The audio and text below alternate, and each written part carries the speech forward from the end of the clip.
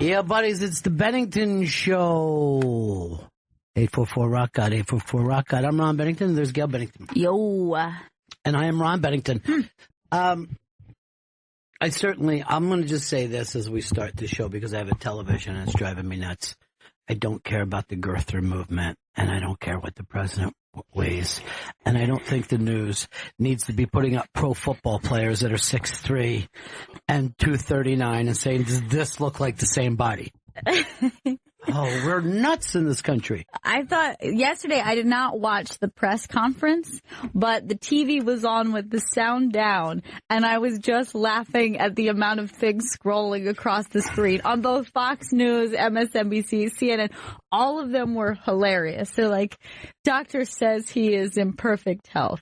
Does suggest he needs to lose 10 to 15 pounds. Does have a bit of a cholesterol problem, but is in perfect health. I'm like, this is just hilarious. It seems so private and weird. It is. I think we got to go back to Taft before we cared how much a president weighed. And I'm like, first of all, just let me push this out there with the football players. The president is 70. He has no muscle tone left. Right. You know what I mean? So is going to look like a bag of fucking tapioca pudding, is going to weigh the same amount as much tighter lean meat. Oh, I'm fucking nuts from this. Also, every day doesn't have to be a bombshell. No. One day, let's just be bombshell-less. Steve Bannon, who knows what he's going to say? Why have we got 80 people guessing what he's going to say? He's Slappy Steve. He does his own thing. If you would have told me that Steve Bannon and OPUs would have left SiriusXM at the same time, I never would have believed it. It's a rough fucking year for us. It's a rough year. Well, I guess are we even saying about the other person that we're getting that's been signed, or probably not? That Don had the meeting with today? It's probably not. Or did it get announced? It got announced. Nikki Glaser. Yeah, very exciting. Yeah. She has mornings over there on what used to be Big J and Soder's channel. To me, they're just the also-rans now. There's a new kid in town. It's a takeover. I'm looking at the before picture of Chris on the Instagram. Is this about the girther movement? Yes, it is. This is the pizza diet that's been put up. Vito, never make fun of Jeffrey Gurian's photoshopping again. You just have a floating head. And why does it have to be shirtless, Ron? We just said make me thinner, not just fucking without a shirt. I don't even remember saying make you thinner. I don't know why. I'll tell you this. I ask for a million things. I get very little, except for if it's as stupid as hell. If I would just say, hey, I want you guys come in tomorrow wearing Christmas balls and garland in your hair, they would do that in a heartbeat. Yeah. The size of the head, Vito. He has a large head. It doesn't even match his current body. Weirdly enough, I think he looks like Bam Margera circa 2005. You're right. That is so weird. Yeah. I got a lot of looks. And like Trump, I'm being fat shamed. Bum, bum, bum, bum, bum, bum. You could maybe lose 10 to 15, and you'd be in perfect shape. All right, thank you, Gail. That seems reasonable. This is good news for you, Chris Stanley, and please, I want you to try this. Okay. It's up on the iBank today. I think you found this, right, Gail? The new hangover cure? Yes. That they swear works. Here's what I don't like about it. Instead of getting up and drinking it in the morning, you drink it after you're done drinking. Oh. Yeah. Now, when do I know when I'm done drinking? That's right. This is what people don't understand about heavy drinkers. And you know? we don't know when it's over. Yes. That's the problem. It's over when you, A, pass out, or B, blackout. Yeah, it's over when I wake up. It isn't even over when you're out of beer because you'll still fucking try to get to a 7-Eleven, start arguing with that guy. If you could responsibly stop soon enough that you could drink a hangover cure, then you would be able to just responsibly be able to stop before you get a hangover. I was talking with what I'll say is aging dude bro, right? Okay. One of those advertising sales guys. And he says to me, I never got a hangover in my life. I go, no, neither do baby birds because they don't drink enough. A fucking guy who's sitting there hammering all night, he gets a hangover. So they swear that this cure works. Now, what exactly is it? Special stuff? Yeah, it's like something he's calling it morning recovery. Yes, but what is the ingredients? I don't know the specific. There's like a vitamin supplement that's in it. There's always that. Which is usually just like, who knows exactly what is the mixture. But I don't know, like, see if you go on their website, see if it says like the ingredients list. Now, I'm going to tell you the only hangover cure that I feel has ever worked for me. And that's a dive into the cold ocean. Ooh, that's and good. And then laying in the sun. Now, that dive into the cold ocean, it hurts. But you want to stay in there a little while and just fucking think to yourself, oh, God, fuck, I'm so fucking embarrassed about last night. The fuck is wrong with me? It's not so much drinking, but talking and drinking. That's my problem. Then you get out, you pass out in the sun, you get up, and you know what? You're ready to think to yourself, what's a good breakfast drink? And last night happened. You know what I mean? Yeah. We can't sit around. Yeah. That's over. We all were drunk, not just me. Today now. Yeah. Maybe no one remembers last night. Chris, do you have a hangover cure for yourself? Straight up, when I'm like really messed, like it's really bad, fried chicken. I need greasy fried chicken. Wow, that's a good one. See, I would always say a greasy breakfast sandwich, but it's still not as good as the ocean. But why does grease? I don't know. Grease is the word. It is. I think they were right back in the summer of 78. But mine is a breakfast sandwich. And look, if all you can get is just a bacon, egg, and cheese, that totally works. Right. But I have a very specific order that I used to feel like was my... Okay.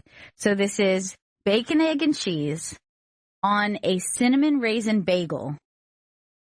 Like a toasted cinnamon raisin bagel. So you get a little sweetness, a little of the bacon, and then you need to couple that with the only beverage that truly helps, and that is a coconut water. And it feels like you're getting all your like electrolytes back and everything is being restored. I mean, you can't always find a cinnamon bagel. That's why you can settle for a bacon, egg, and cheese, however you can take it. But I'm telling you, the cinnamon raisin bagel with bacon, egg, and cheese on it, best case scenario. I always thought, and like I didn't have, I didn't always have coconut water on me, but I always thought that a Waffle House breakfast sandwich is the way to go. Because of the grease factor? Greasy, you could even go sausage with adds to your grease. Yeah. And it happens fast. It just feels like, but I would go a Coke with it. Have that caffeine cut in. Yeah. And the sugar. Like a nice sugary drink, really. Yeah. That's with the coconut. It's like it's natural sugar. And then I feel like you're giving your body the good stuff. Are you drinking it straight out of a coconut? I could. I mean, on vacation hangovers, yes. By the way, I'm going to say Frio. Vito's not even the hangover type. I never saw him even drinking hard liquor before. He seems to be a beer boy. Yeah, he loves the beer. When you're beer ponging with the dude bros, what do you normally have? Probably some Broweisers. That actually does sound like a good idea. Have you ever had a hard hangover? Because you're young, and these get worse as time goes on. Bad. God, I used to go in to do the birthday parties all hungover, and usually there'd be like a lot of leftover birthday cake and pizza, and that usually did the trick for me. Or a bagel toasted with cream cheese and bacon. I don't like to toast the bagel with cream cheese. I don't like hot fucking cream cheese. Yeah. I consider it a sin. I like the texture. I feel like it's almost anti-New Yorker to toast your bagel with cream cheese. Danke. I have this into a goo. Now. Goo. So I say when it's handed to me. Now I live with a gentleman from Philly. Sure. Philly boy, if you will. And this is an argument that we have because he is a toast the bagel with the cream cheese where I think it's a sin. I toast a bagel if you're giving me a shitty bagel. Then I definitely want it toasted. Why doesn't he just be like everyone else in Philly and get up for a scrapple egg and cheese sandwich? That's fucking delicious. If we could. And yes, by the way, if you want to modify this breakfast order for scrapple, I think that works as well. It was not readily available to me as a New Yorker, but believe me, I think that it would do the trick. But everybody has that, like, perfect hangover cure. If you go into a place with fresh bagels, you're still going to toast it? I really like a toasted bagel. I think that's What's the point of having a toasted bagel that's fresh? Sounds like the same kind of, like if you buy those shitty bagels in the market and toast them, it's the same taste. It's meat well done. If I'm starving and I find myself in a continental breakfast situation, yeah, I'll toast a shitty bagel, but I'm not toasting a great bagel. Right, and then you're only going to put butter on that, or butter and jam. Right. You're not going to fucking... I like the goo. The warm cream cheese and warm butter is my favorite part. Hey, can I just tell you something? What's that? We don't gay shame, my friend. Those days are behind us. If he likes the goo, we accept him. Everybody can have some goo when they want to. Goo! He could put on the dress and have some goo. But the hot goo of fucking warm cream cheese is disgusting. Delicious. I know that you guys don't watch Child Support, the big Friday night game show, but like something came up where one of the kids said, "Hey, he's wearing a dress," or somebody was like, a guy was wearing a dress, and then the other kids were like, "It's okay for a guy to wear a dress." Really? So cute. Yeah. Times are changing. Oh no, they've changed, my friend. Times changed, you haven't. The world is moving on without you, Chris. Brandon, Arizona. Hey, morning, Benningtons. Yeah.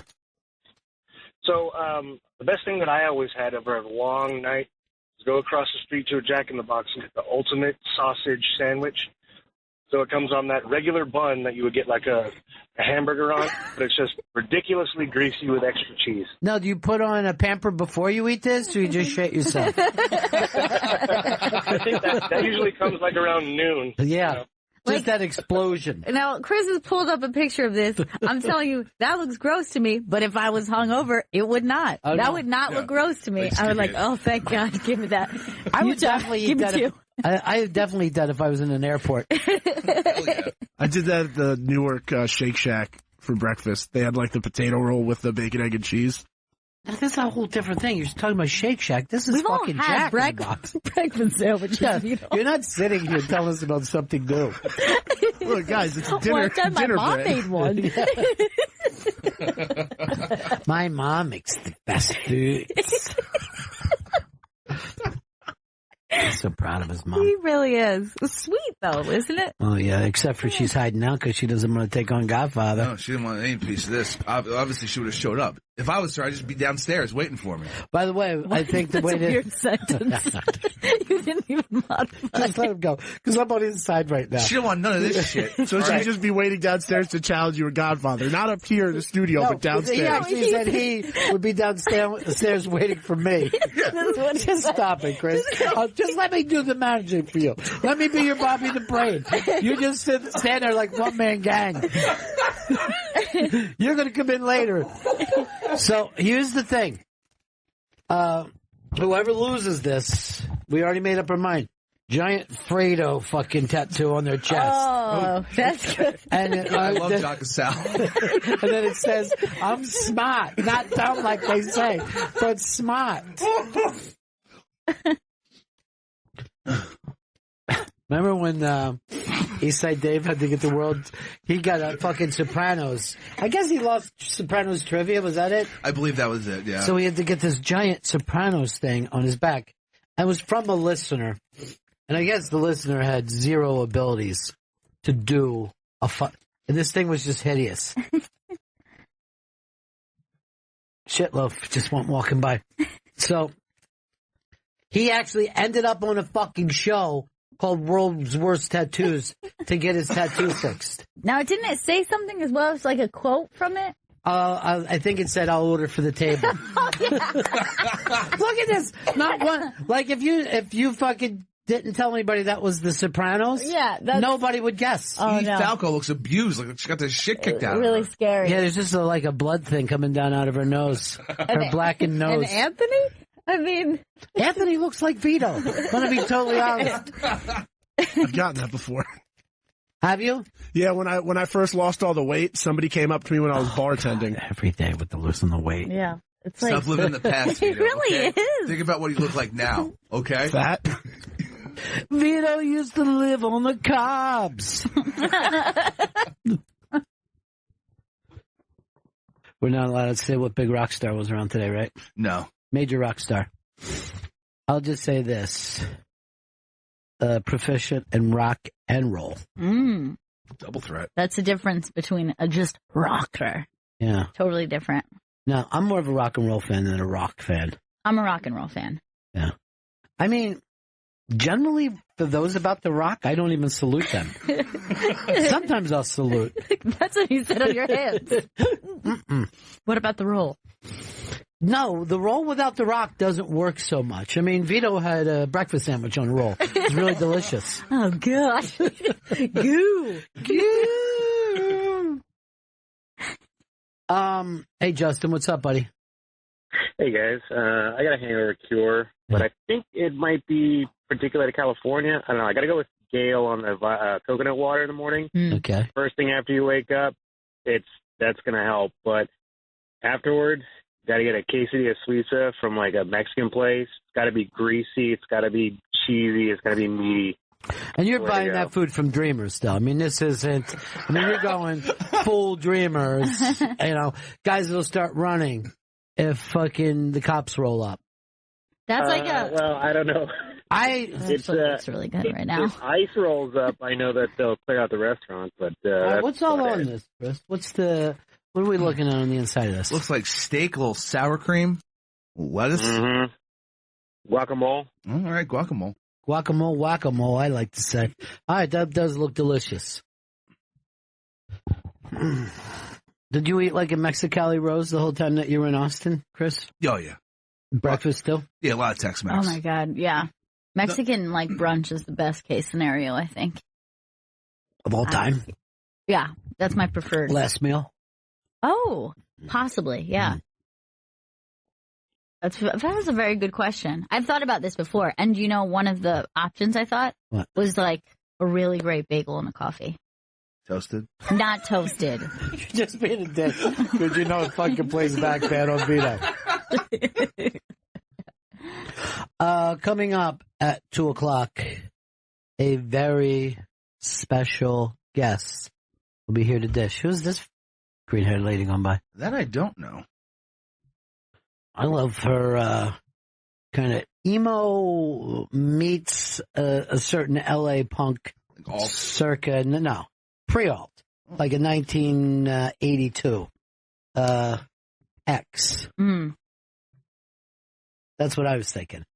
I don't know who anyone is anymore. No, me neither. Like, I'm walking around the hall, I'm up on 37, having a pee. I don't know who any of these people are. Every day. And it's not like, I'm on 37, I'm starting to see the same people over and over. Just random people. I don't know who they are. The 37th floor are the useless dregs of society. We're straight fucking 36ers. Yeah. And let me tell you something. I don't know what they do up there, but I feel like they're siphoning off money. I don't trust them. I never have. Feels like a Ponzi scheme. Okay. And obviously they're moving in clothes and like it's weird. It's not like it is here. Return to 36 Chambers. Vito, you still work the halls? Yeah. Get the fucking ETA for the 36th bathroom, okay? Okay. Now I'm going to tell you a fucking strange story. Before the show, we had the 37. Chris hits 36, so we stop at 36, right? Then we go to 37. Gail and I go up to our respective piss holes. Chris then walks down the fucking steps at 37. Did you think there was going to be some big inside info going on? No. You didn't want to miss out on a meeting? Yeah. I thought I had to piss, and then that doesn't exist. That doesn't happen to an adult male.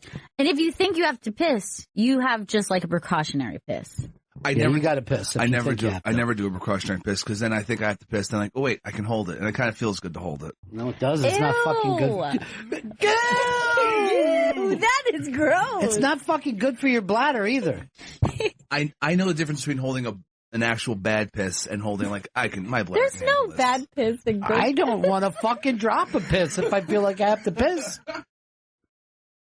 You're gonna fucking have that bladder explode.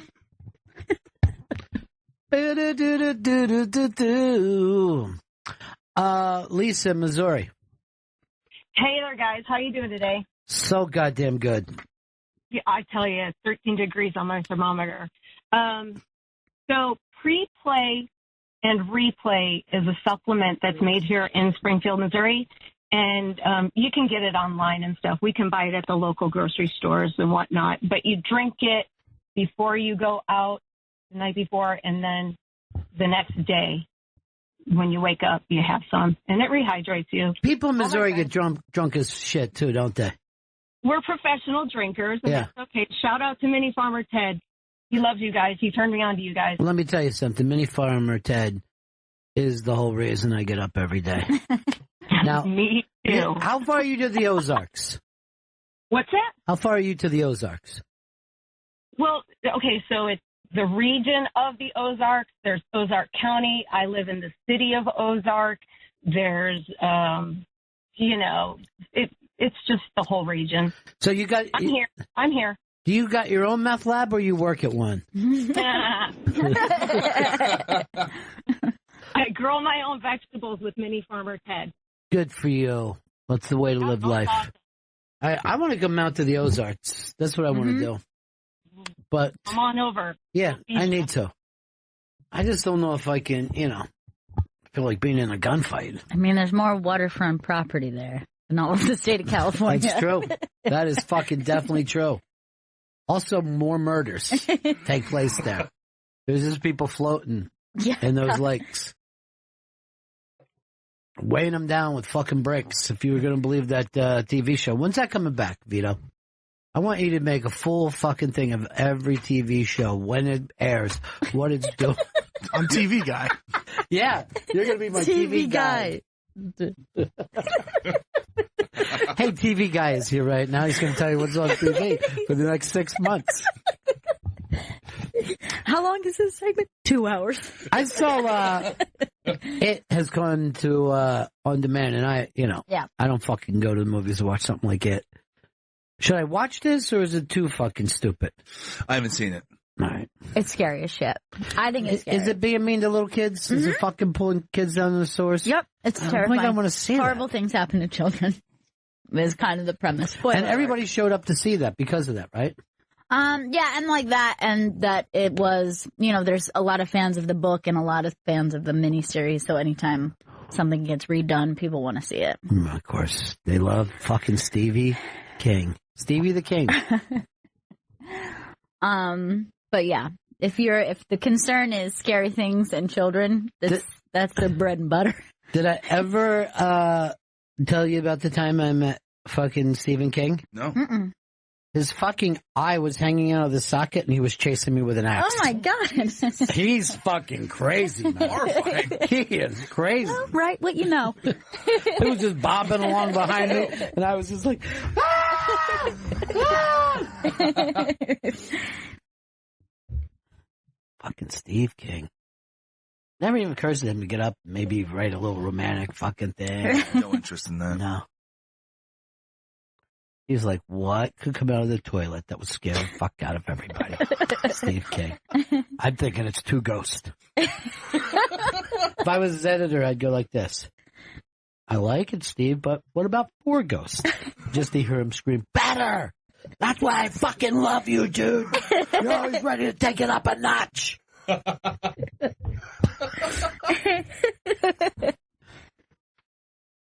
So are you still considering knowing that, or you're out?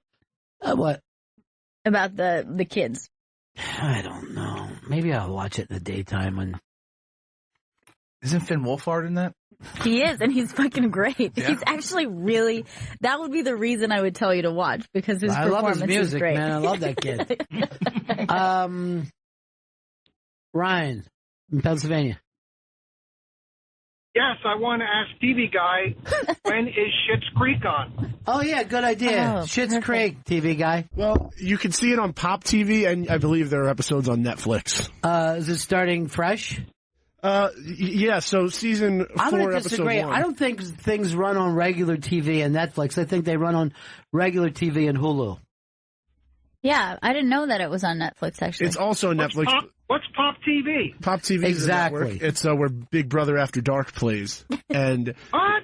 Wednesday, Season 4 is on Pop TV? Yeah. Wednesday, January 24th, you can see it at Season 4, Episode 1 at 8 p.m. So go check out Schitt's Are Creek we on Pop. already up to fucking season 4? Jesus. Yes. And I think that takes place in the Ozarks, if I'm not fucking wrong. I think that's an Ozark Mountain Daredevil. That's what I'm saying to you right now, Vito. TV guy does know TV. He can't be stumped on any TV question. No. You can't be. You could ask him what network. He'll bring up a Pop TV like he was fucking like he was ringing a bell. This kid. It's amazing. TV guy. I love TV guy, man. First of all, yeah, he's very informative. He's got You nothing know? but information. And he'll talk back and forth with you about it. He just doesn't give you the fucking facts. He's like, let's get into a discussion about this. He's much better than Alexa, because Alexa just gives you facts. He came to me the other day crying, saying that it looks like Modern Family's done a season 10. Wow, Oh, so yeah. he's invested in all these TV shows. Oh, he yeah. knows This about. is like, he's really. In his the heart's old in it. days, a TV show would be over at, like, let's say, season 5 or season 6, right? Mm-hmm. Modern Family should have done that.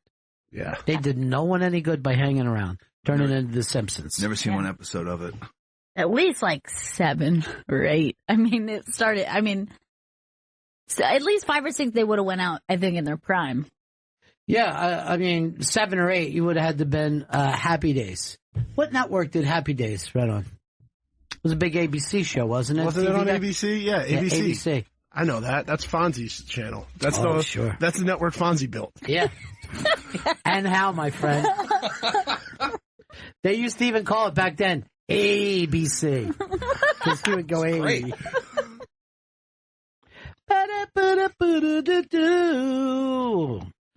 I can't wait to see Baskets, too. I know that's coming up soon, right?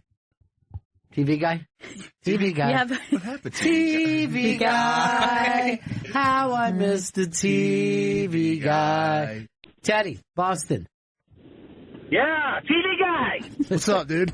I want to know when Orange and New Black's coming back. Oh, boy, that's a Well, good question. previous trends show that it would be June of this year. Oh, no official announcement though yet. But, you know, he follows trends. He does. Brett in Canada. How you guys doing? Yeah, cool, man. What's up? Sounds lively this morning. I don't know if I'm off the topic yet, but No such thing. Perfect. Back to Hangover Tears. Perfect. I ended up being a nurse for a while, and we went to a couple music festivals. And she turned me on to doing like saline, and like she'd give you like the IV drip. You know, So- that's what they will do to Yeah. somebody who's dehydrated, because that is the big problem of being hungover, that you're dehydrated. Yeah, I saw a recent thing on New York One, actually, about a couple places in New York opening up where you just go in, just plug in, Yeah, get but your like IV. a truck that goes Yeah. around.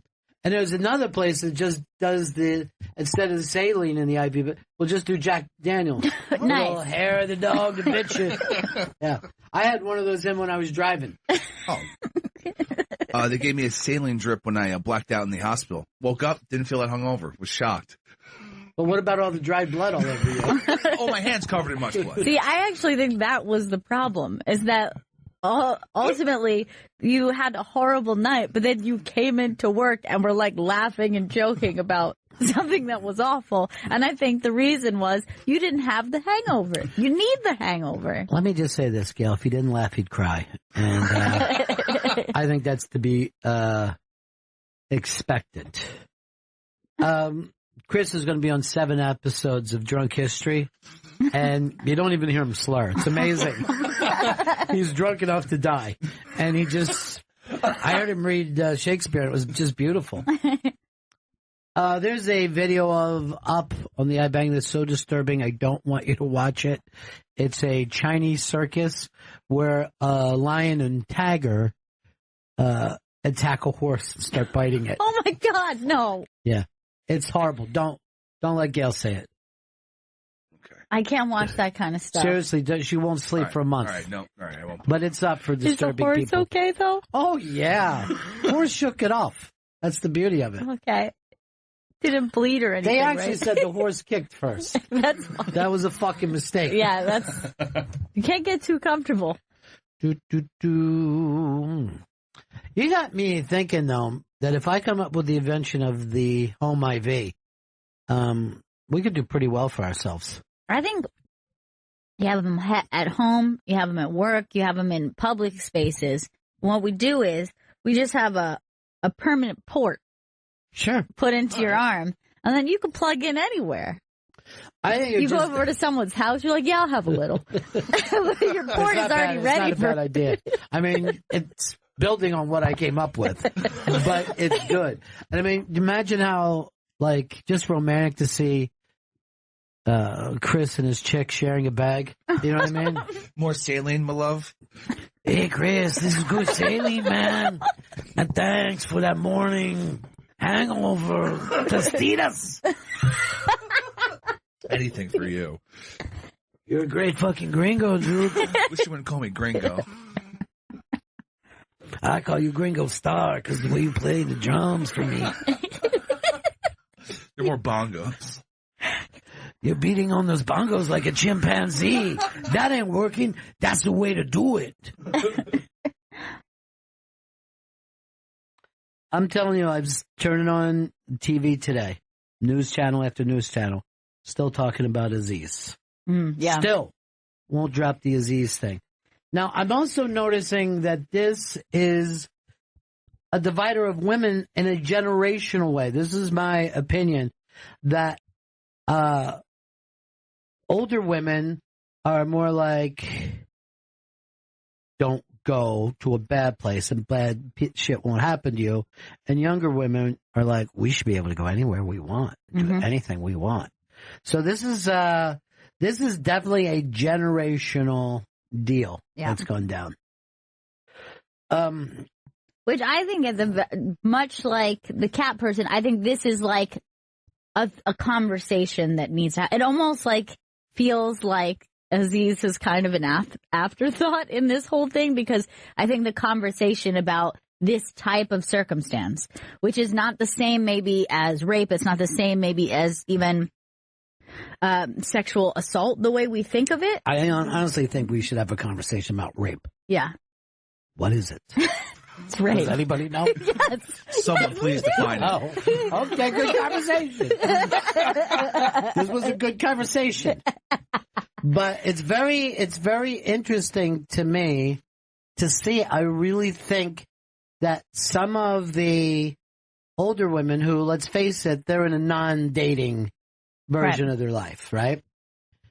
That they're like, in my day, but now you're going, or now it's not your day. Exactly. You know what I mean? Yeah. You're not out there every day like fucking Vito was, trying to date, not knowing what's going to happen to him. Mm-hmm. Feeling odd about his changing body, Smelly down there.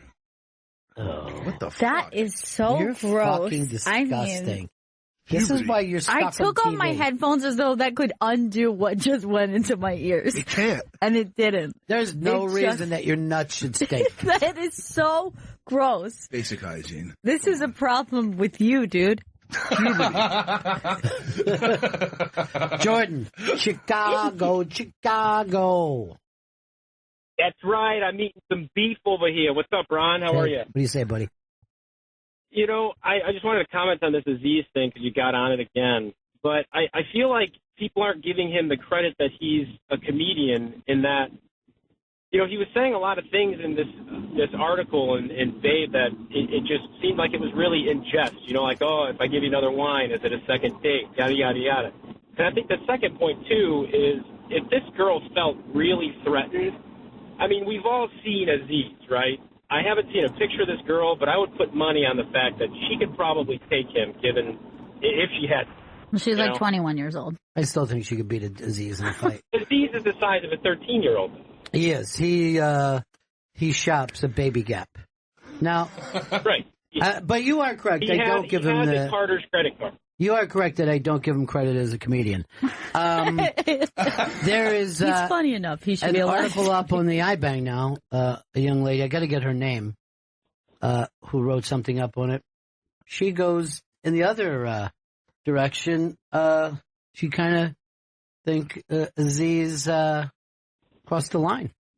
Right. Crossed the fucking line. And again, I think that's younger people. Yeah. I think it's a very blurry line that we are approaching in society to where, I mean, how awkward would it be, even more so in this situation, but just at every stage? Is it okay if I unbutton this? Yeah, Can but I go down one zip or more? Is it, you know? Yeah, but that's such a strange thing to be like, yeah, let's not make it awkward, and then what is at stake is consent. I think that we can figure out a way that we take cues from women when they don't want to do things, particularly when they said, hey, can we stop? Can we take it slow? And then you take your dick out or stick your fingers down their throat. I think that is pretty... I mean, I'm so paranoid now. I'm married, and I whip out a consent contract every time we go to business. Okay. I got to have my bases covered now. You know what? You're a funny guy, so that, that's helpful here, but... but the whole blurry line, I think it's always been blurry since the history of fucking dating. It's always been like, is everybody happy? Right, which is why I think the conversation about the way we approach sex socially is worth discussing. Because in these circumstances in which, I mean, my biggest point yesterday was we need to figure out a place where it is okay for a woman to go to someone's house, even if it's okay, if she goes, I think I want to have sex with this guy. I think I'd like to see where this goes. And then she goes to their house, and then they start to do certain things, and she's having a good time. And then that person does something that they don't like. She should be able to go like, hey, can we put the brakes on?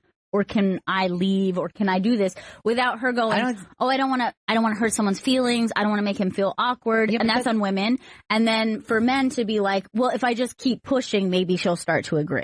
Mm. So on both sides, I think that it's something that we have to relearn and reteach ourselves. What is a better way to approach this? Well, the thing is, most of the time you date for, a fairly short amount of time. Then you find someone, and this doesn't come up again. Right. So it's always new people coming into this. We're always hearing that all society needs to change, but most of the people talking about this are in a real relationship. Only Vito here is not, and that is because he hasn't come to grips with what he is. The way he was born. Yeah, and I also think that we got a piece of the puzzle just finding out that from his crotch stink. I mean, I think that that's probably part of it. The reason why his crotch stinks like that is because he's been fucking a pet. Oh, God, Vito. It gets worse. What? I didn't say dog. What? Parrot. No. His cock smells like old Parrots parrot. aren't even sexy. I like that they talk back. Well, I disagree. They talk back. Peter got a small dick.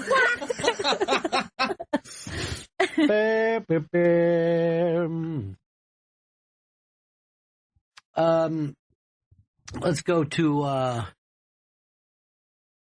Matt in Syracuse. Matt. Hey guys, the whole sexual assault thing, like everybody kind of worried about it, but what do I have to do? Do I have to start record every time I have sex with somebody? They always said is that legal? What's the deal? No, if you just make sure the person wants to have sex with you, that should. But they always said that the captain, Derek Jeter, would record his sex to show that it was consensual. And then I heard later that he said, "What? No, you didn't? No, that's just weird Yankee fans talking all the time."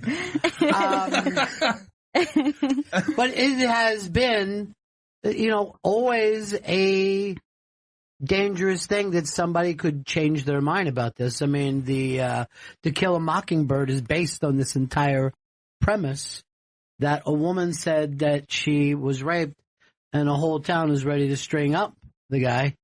But he just went there to bust up a chipperow. Mm-hmm. True. But it actually has more to say about the way we view particularly rape with black men versus we do with white men. Like the specific reason of rage. Like, that book would not be the same book if it was a white man that she had accused, and even if she was being untruthful. I wouldn't even have read it. This is the dullest book I've ever read in my life. Frank in Arizona. What's up, Frankie? What's up, guys? Hey. So, Gail said, in these nonverbal cues, between women and men, you're trying to figure out consensual sex. Doesn't the word no exist for a reason? Yes, and that's exactly what I was talking about. What I'm saying is, for both men and women, socially, something we do have to address, that women feel like that sometimes they cannot say no. And I think that that's something that we have to work on for women as well. And actually, if you read that, she did say, I don't want to do this. Yes. You know what I mean? Like, she didn't scream no, or, as they said on The View yesterday, kick them in the balls. Yeah. Which, yeah. Let me point this out to women, because they always think kicking in the balls is an easy thing to pull off. And it isn't. We've all been in fights before. And to say, I'll get my ass kicked, I better kick that guy in the balls. It's a fucking, right. I mean, you gotta be Luke Skywalker pulling the fucking thing up. It's not an easy thing to pull off. Most of the time you kick him next to the balls. Yeah. And he's like, you motherfucker, and he starts to beat the fuck out of you. And by the way, no one wants to have to kick anyone in the ball. That's why I'm saying this needs to be worked. I know it's like it's a confusing concept, but. Can I come up with another thing? Yeah. Stab him in the nuts. Sure. Take your shiv and stab him in the nuts. That's the way we say no. But yes, I think when it comes to when women really want to stop something, nonverbal cues is not enough. But yeah, that doesn't even apply here, because in the circumstance, in her telling of the story, she says that she wants to stop. Let me tell you something. She fucking got him, though. You know what I mean? Like, what she did to him is like fucking old school revenge. Right. Because I will always think about him in that way, no matter what I'm watching. And his show has all these like little romantic scenes where he's dating, and now it's going to look fucking scary. Vito, you should fucking take that thing like they do and put scary music behind his dating scenes on his show. Okay. Instead of going around putting fucking Chris's giant head on a little model's body. Okay. Just wanted to make him feel good about himself. But I would agree. That was the phlegmiest talk I've ever heard in my life. I want to make. Are you okay? I'm good. I'm all good over here. But I agree with you, because this is kind of a social kick in the nuts, is what you're saying. Oh, yeah. Yeah. She did find her fucking boot directly into the nuts of his career. Our buddy Lewis in Money Making Manhattan. Yeah, what's up, guys? Hey. One of the things I never hear anybody bring out, especially about this story, is to me it's all about the female's emotions. Not even a female, even if a male feels violated. It's what that person felt in that moment and how it affected them. I think that's way more important than any fucking dating rules, or, do I take my dick out this time, or do I keep it in today? That type of shit. Yeah. I think that it's all about what they felt in that moment. I think that's where, people are like, just not listening. They're just not listening. No, I brought this up yesterday. She's a young girl. She's dating a rock star, and she was thinking to herself, oh my God, if me and Aziz fall in love, we'll probably have a place in Manhattan and a place in Cabo. I'll be going to the Emmy Awards with him. And then she gets there and he don't give a fuck about her. Yeah. He doesn't give a fuck. And if you could just imagine if like a person that you cared about, Chris, a female person that you cared about, told you this story and the way you would empathize with them, rather than if you're a fan of Aziz, or if you feel like women get away with, calling men out for whatever. If you just imagine that same story from... Like if Chris's baby sister came home and said, Aziz, I told him to stop, and he said, why don't you lick these nuts first? Yeah. And he did what to your mouth? Exactly. The claw? What? So you'd be over there, right? Oh, yeah. I mean, what the fuck are you doing? Exactly. So, like, unfortunately, this is the terms that we constantly have to put it into, and that's like why my favorite thing is when I became a father of a daughter, that's when I realized rape was bad. And you go, well, I'm glad it took that. I'm glad it took making a tiny version of yourself with a vagina for you to worry about women. One of the reasons why I fell so much in love with Grease is the way he treats his baby sister. Thanks, baby. He's so good to her. He is like a father figure, puts her tiny hands in his. Dan in Florida. Dan. Hello? Hey, what's up? Hey, I work in administration at a major university, and I deal with a bunch of different sexual assault cases. And one of the things I find that's most often is that 3 questions I always ask them is there alcohol involved? Is there drugs involved? And did she verbally consent? It doesn't have to be, yeah, let's have sex always. It's more of what's going on in the moment than anything else. And it's been interesting kind of looking at all these cases that have been coming through our doors. Yeah, there is a lot of truth that the first time people hook up, they're fucking impaired. Yeah. You know what I mean? People are fucking drinking like Lincoln, okay? That's why Vito's dick's stinking, you know? But yeah, they are fucked up. People get fucked up. Chris, you've never had sober sex in your life, correct? The sober sex is few and far between. And then when I was on Tinder, like every time. You had to be loaded. Every single like hookup was fucking fucked up drunk, either in a bar or back at their place or my place. And that's because of nerves? You needed that confidence? But then also, like, you know, we were just at a bar drinking, and if I'm at a bar drinking, I'm going to be drinking. Right. Well, would you have been able to go on a sober date? No. I mean, I fucking started drinking again when Like if you met a girl on Tinder, you liked the way she looked, she seemed like it was going to be a good match, and then she was like, hey, do you think maybe we could meet for coffee? Would you have been like, oh, I can't make that? Like, would you have made an excuse? Vodka and coffee? Yeah. Like, let's move this to the evening, miss, and let's get a couple cocktails. He always said, do you remember, he would say, when he was dating, and this is only exclusive to his dating, he would say miss and then lady? Like, lady, let's go. Yeah, he would get, we're like, what? Are you calling them lady? But I think it's good to know that this is why, like, we're talking about social stuff. People are so nervous about it that they have to get, you know, drunk. Now, I was always that way with driving. I felt like, if I'm going to be driving, I want to really be good and fucking juiced up for this. You know? You need that confidence. Yeah. I don't want to be tense. And then, man, I was confident enough to sleep sometimes.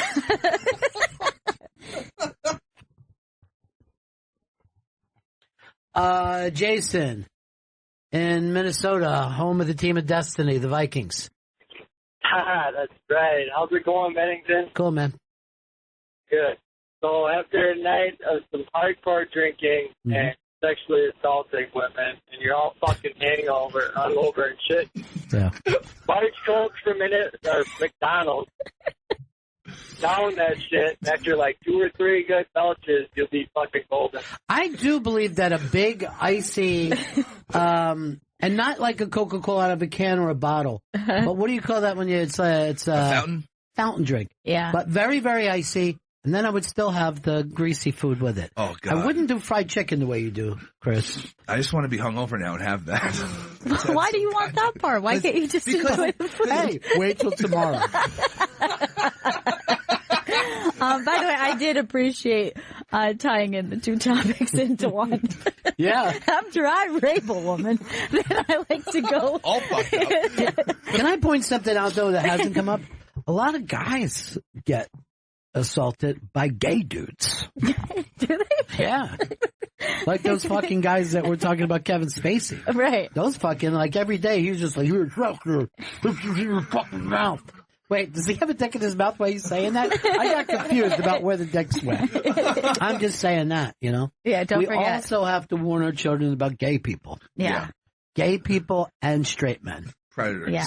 I don't even think we need to tell them about women, straight women or lesbian women. No, they're okay. They like to settle down. Unless we're talking prison rules, and then, you know, all bets are off. My parents said never get caught alone with a cop, and that's why I always ran as soon as there's trouble. I still yell cop when I see one and take off. I always feel uncomfortable around police.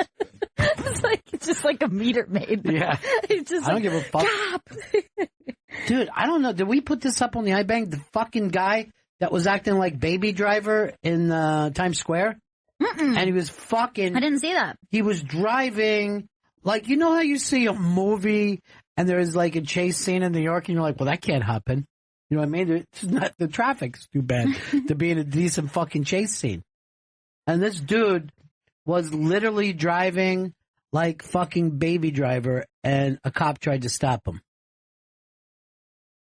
They're still looking for the driver. I'm finding the video now. How do you get the fuck away in New York with a car? It should be impossible. It is impossible. And on 42nd Street, like that street, there's usually so much traffic there, and he got away clean.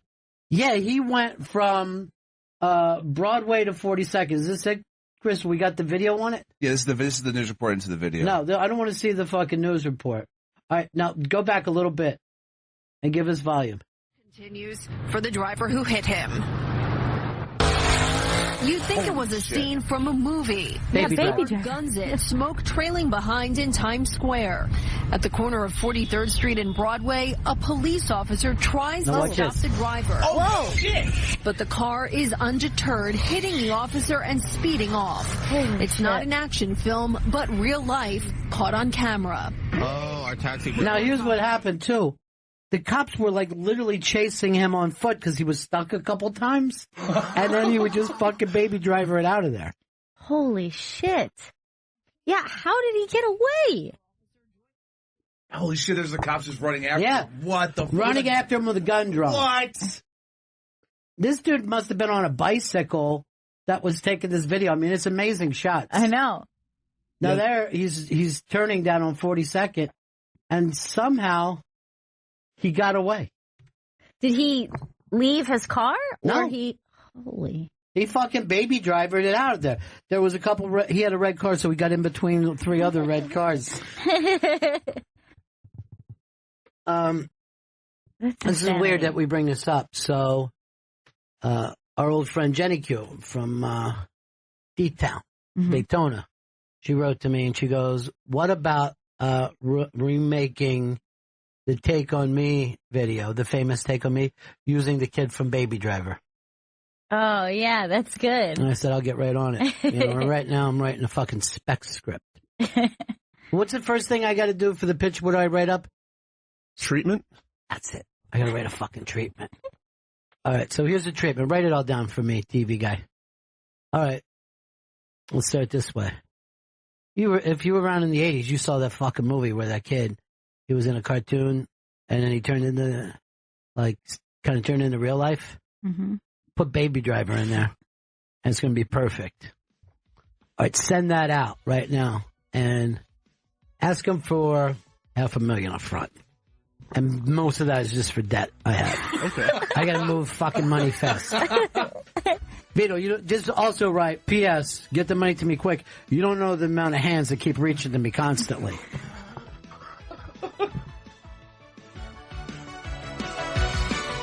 Maybe even, like, put in pictures of Baby Driver from the movie into this. Yeah. But make it, like, better.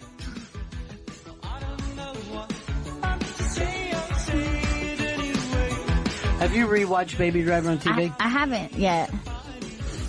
But I enjoyed it a lot when I saw it in the theater. Nobody even talks about an Oscar for that because it's too fucking, you know, whatever it is. I'd give it that before silly. Dunkirk any day.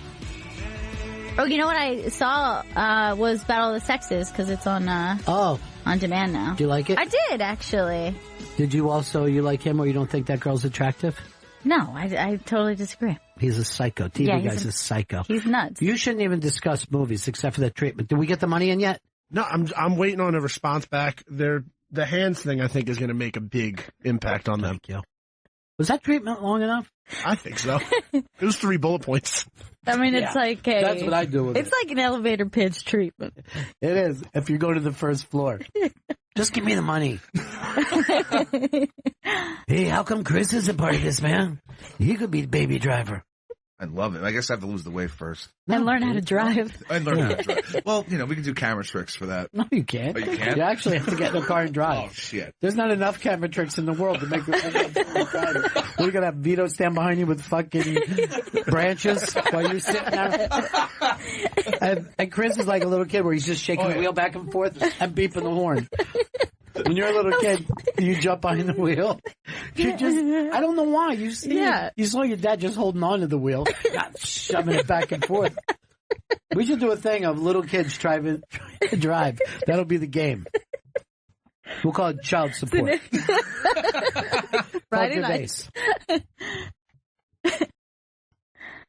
I heard Gervais shot that whole season. And then everybody else has to go to work.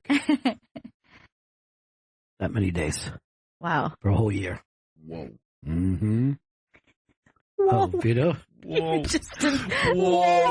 Whoa. Who did that? Who did what? That was the kid from Blossom. Joey Lawrence? Joey Lawrence. Look who's the new TV guy. Looks like TV guys will slow the draw, am I right? No, it's just you sat around watching Joey Lawrence and fucking Get a picture of him in your locker. Whoa. What network was that on, TV guy? It was ABC. I was NBC. That bullshit. What do you mean bullshit, dude? Look, I know Joey Lawrence. Vito doesn't. Really? I What like a Disney? better bald and screaming about God's going to burn everybody up. Oh, is he God Squad? Oh, way big. I did not know. He fucking hates everybody now. Am I wrong about that, Vito? Or I thought it was Kirk Cameron. You're right.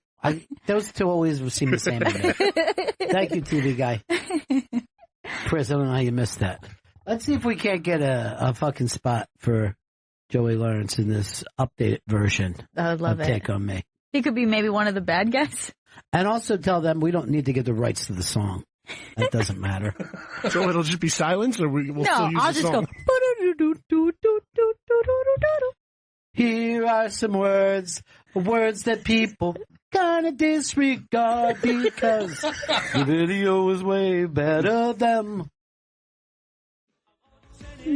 That video was like 25 years ahead of its time. Yeah. I loved this video so much, and when I was a kid, I would watch it and just cry. Yeah, it's fucking sad though. It is. Star-crossed. By the way, there's nothing I hate worse than seeing a drummer with just a snare drum. Just fucking don't do it. It's like a robot. It has always annoyed me since the fucking beginning of time. At the time, no one saw anything like that though, Chris. This was it's the 80s, before your time. I mean, this was like The Matrix at the time. All right, now I understand. I know you're going to a 90s party. What do we got? For now? Okay. Would you like some, Gail? Yeah, I would like. HelloFresh. By the time you order takeout, you're already ravenous. You'll find what you want, but after tax, delivery fee, and tip, the cost of your meal doubles. And you still have to wait another 45 minutes for your food to arrive. So you just end up snacking. With HelloFresh, you can prepare and eat a home-cooked meal for less than $10 a plate, long before any overpriced takeout would arrive. Just go to HelloFresh.com, pick out the recipes you want. They're delivered directly to your doorstep every week in a special insulated box, along with easy-to-follow step-by-step instructions and full-color pictures. Each HelloFresh box includes fresh seasonal ingredients that are perfectly portioned so there's no waste. Just delicious meals that you can make in 30 minutes or less. And for a limited time, you can get $30 off your first box when you go to HelloFresh.com/raw. Plus free shipping. That's HelloFresh.com/raw for $30 off. HelloFresh.com/raw.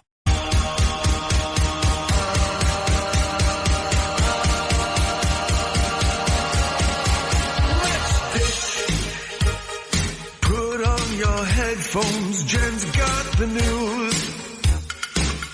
Let's dish to the gossip they're saying on the radio.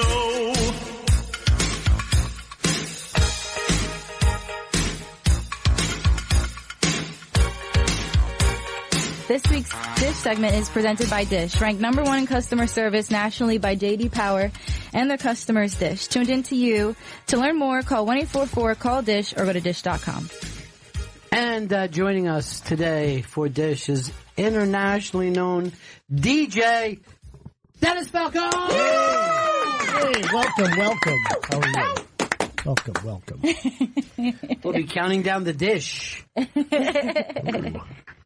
I'll tell you this, I feel like it's the Cabin Fever weekend. It's Cabin Fever reliever weekend. Oh, Cabin Fever reliever. We play a lot of summer songs. Oh, smart idea. Yeah. Well, let's get ready to dish. You keep up with the gossip, do you, Denny? I try to, yeah. I try to be a Renaissance man. And then every once in a while you'll throw that into your show, right? A little piece of gossip. Sure, I try to put a little something in there. Okay, nice.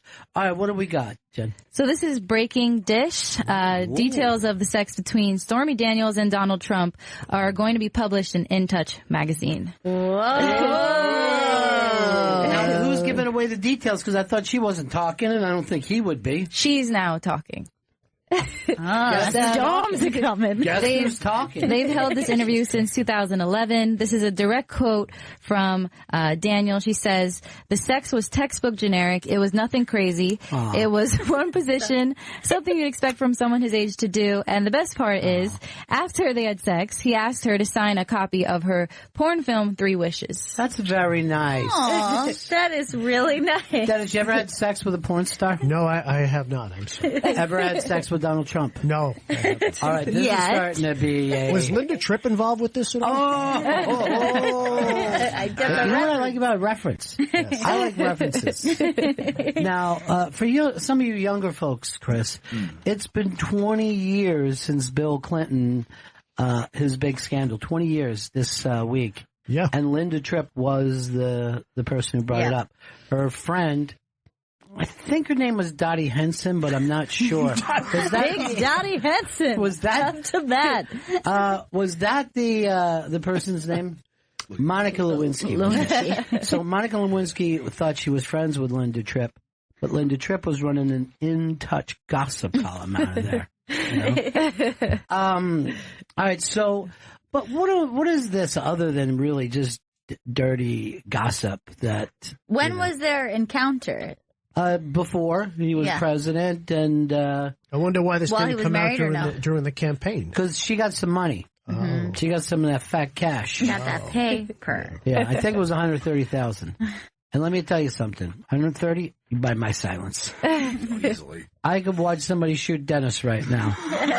And if you gave me 130, I'd be like this with the cops. What do I know? What do I say? You know? And then now I hear bang, bang, bang, guys down. I don't know. Did he do it himself? Forensic files. Dish.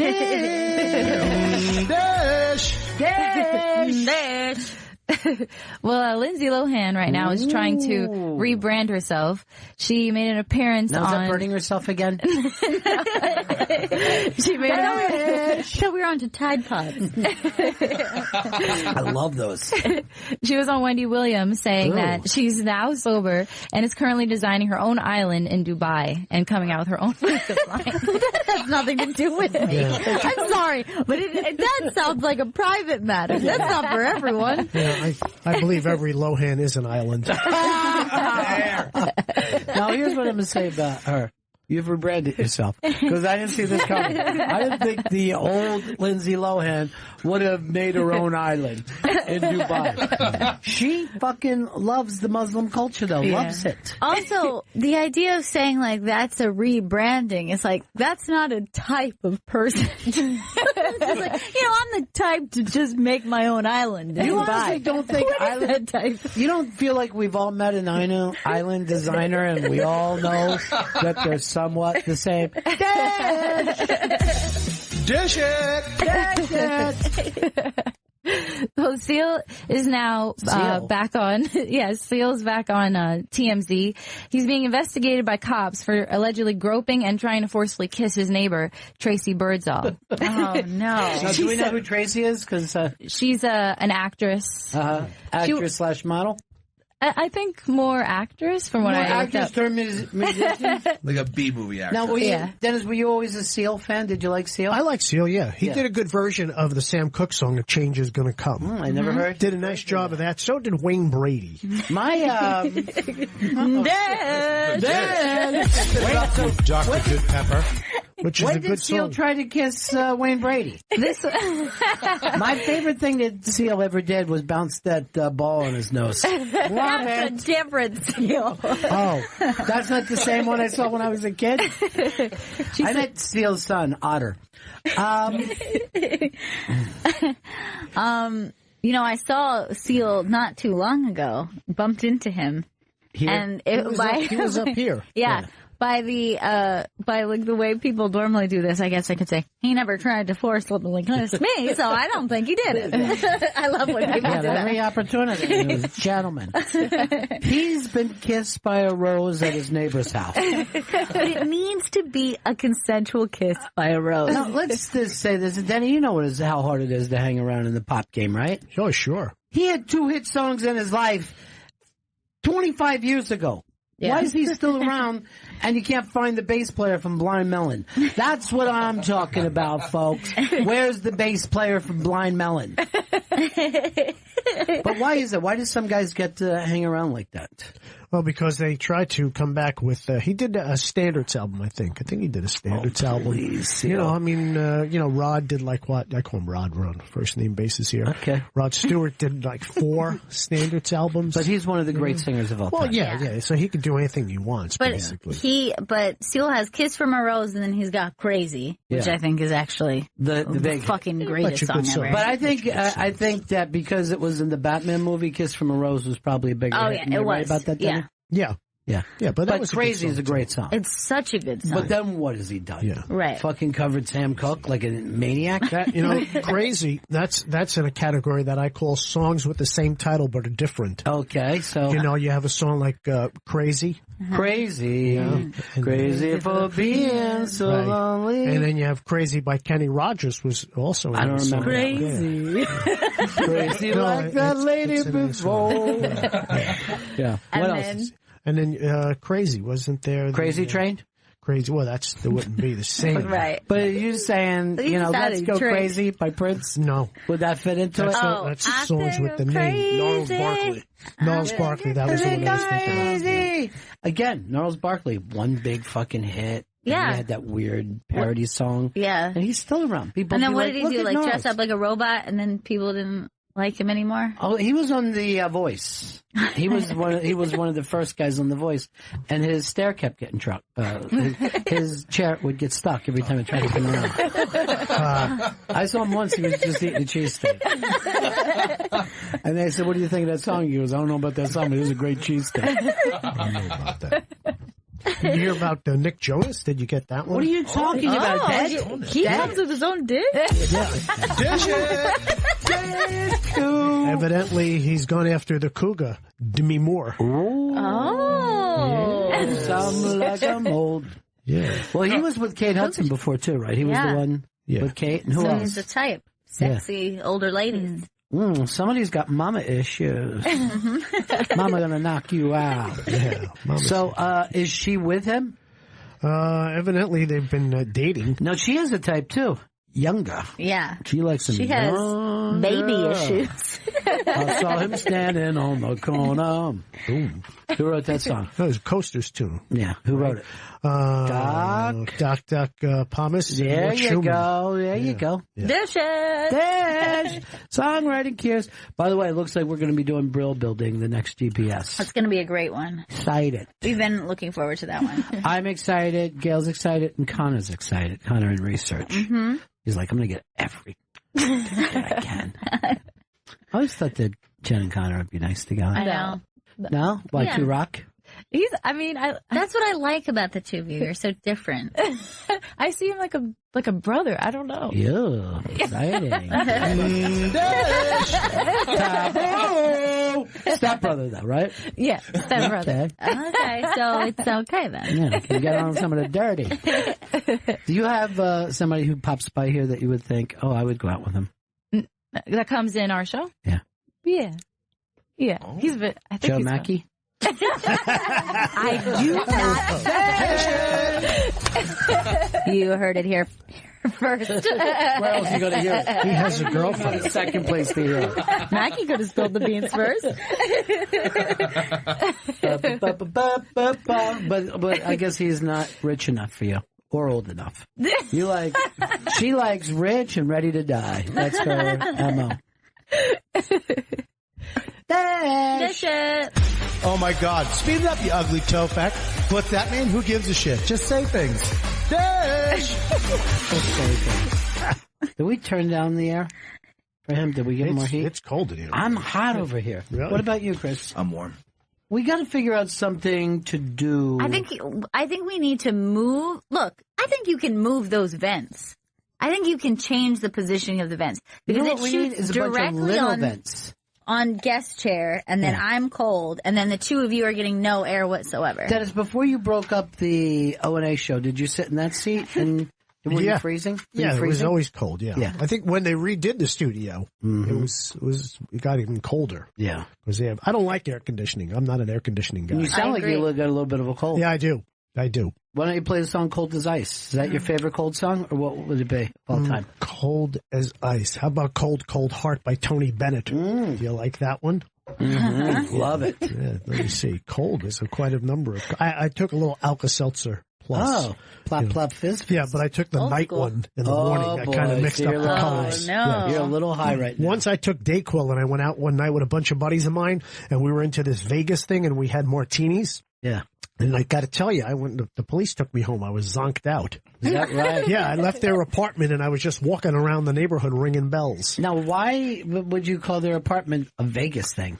Well, no, we were watching the movie Vegas. Oh, okay. I thought you went to Vegas. And then we were into like a Vegas thing and, drinking martinis and playing like Sinatra music. Were your pants on? Yeah, I kept the pants on. All right, good. But my wife got mad when the cops brought me home. Why? Dish it. Dish it. Looks like this marriage is ending.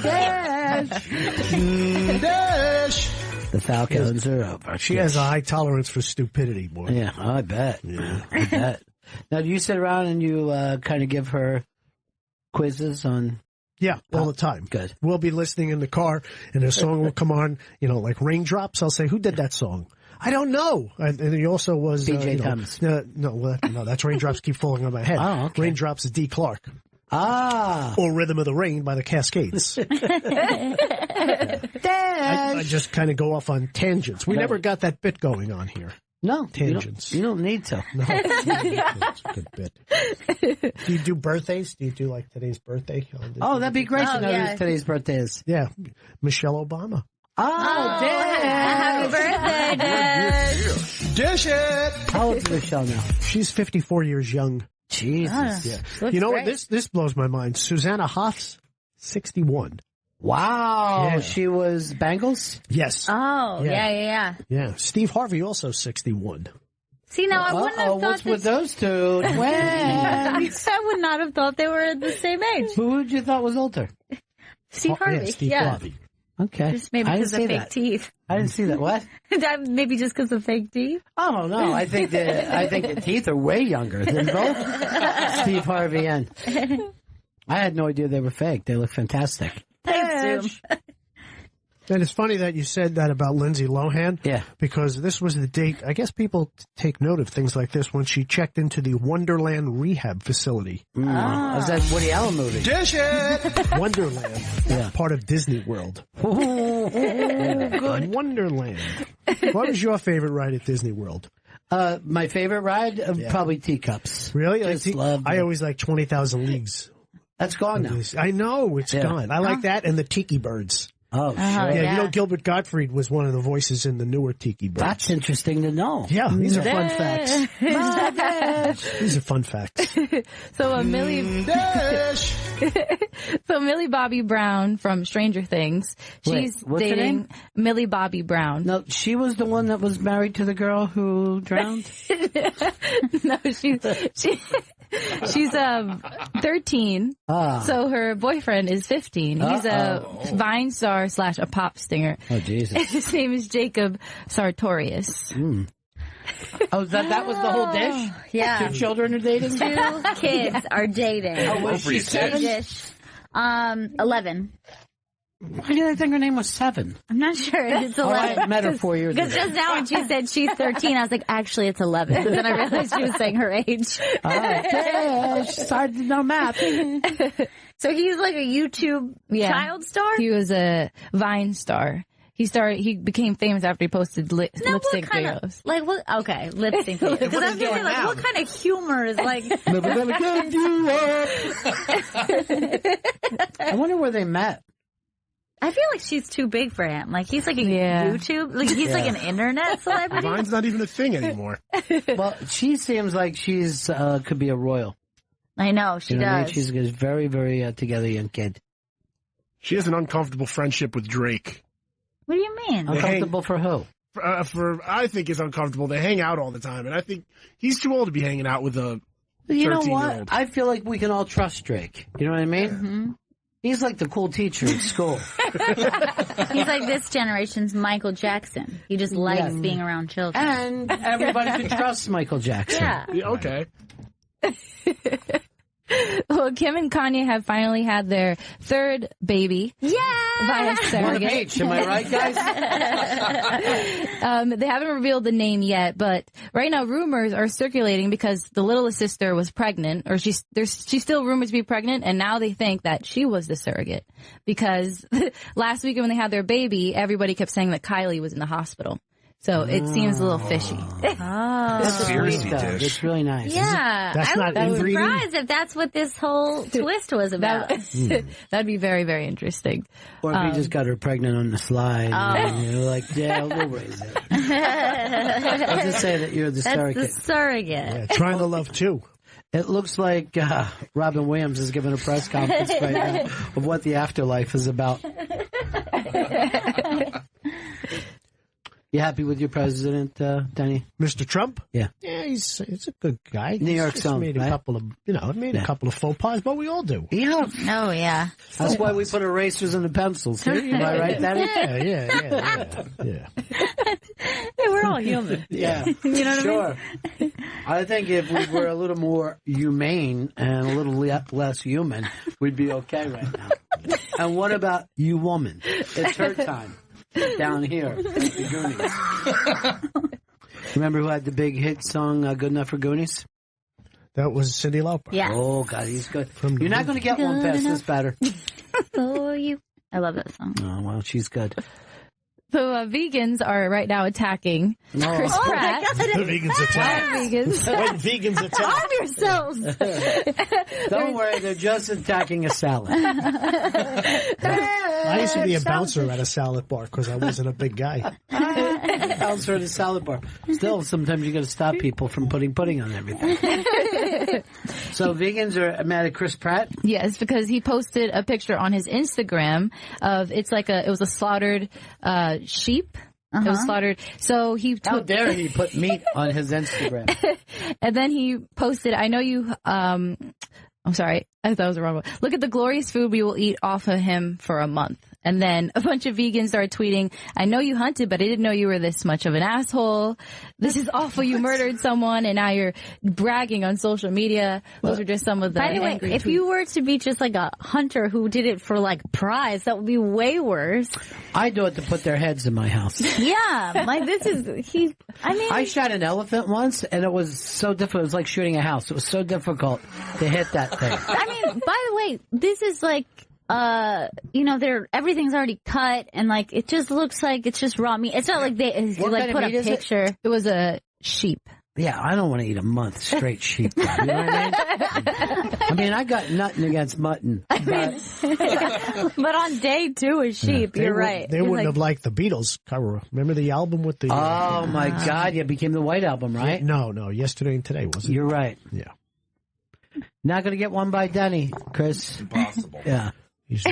Remember Magical Mystery Whore when that came out? I don't remember that one, no.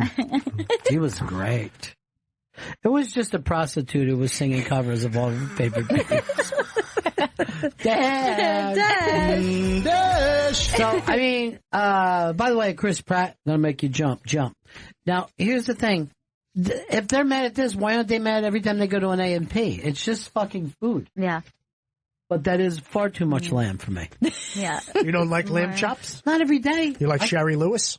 Oh, that's good. You guys, Sherry Lewis was a lady with a sock that had two eyes on it. And her lips moved while she talked. Am I right? Did her lips move the whole time? She'd be like this. Oh, hi, Sherry. And you're a kid and you go like, lamb chop. Lamb chop was the puppet. Yeah. Lamb chop, they said never, once Sherry died, Lamb chop never went back to work. He just said couldn't do it. Nope. Not without her. It was like Bill Dana. Never did Jose Jimenez anymore. That's all right. No, that wasn't. Who the heck was that? That's what I thought. No, that wasn't him. That was Senor Wences. Yeah, well, who was next to him? No. Who was?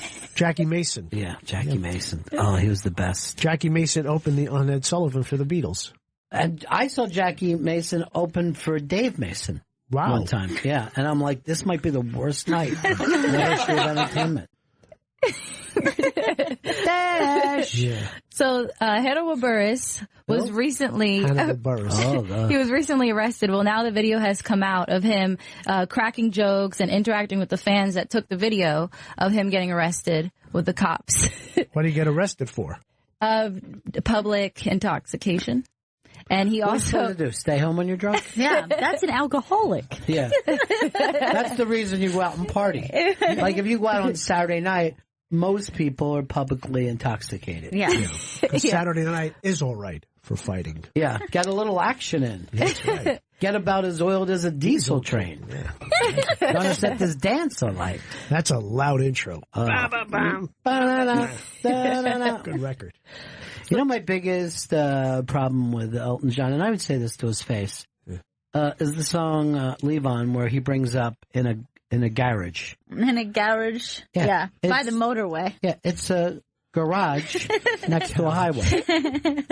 Now, when Bon Jovi covered that song, he said garage. Did he? And it sounded odd. I'm like, if I was producing him, I'm like, you tried it. It's the right way, but let's go back the other way. Did you find it yet, Chris? The garage by the motorway?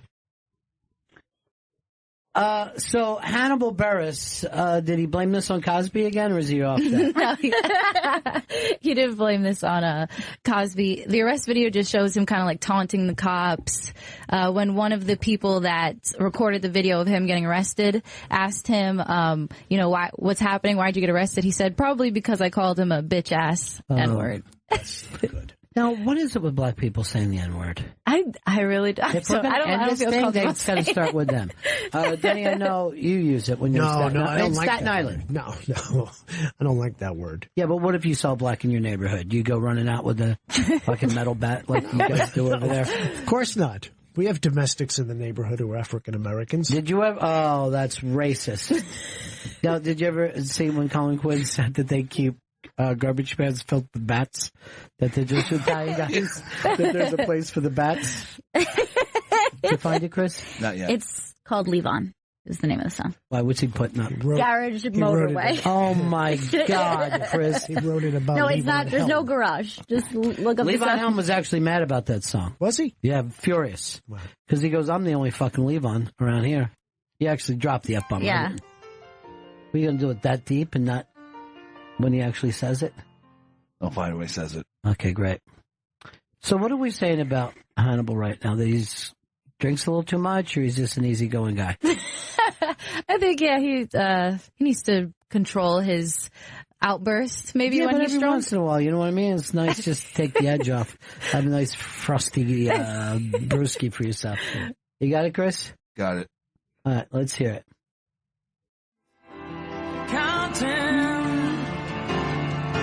In the garage. You know that this isn't Bon Jovi. Bon Jovi is what you're looking for. But maybe British people call it garage.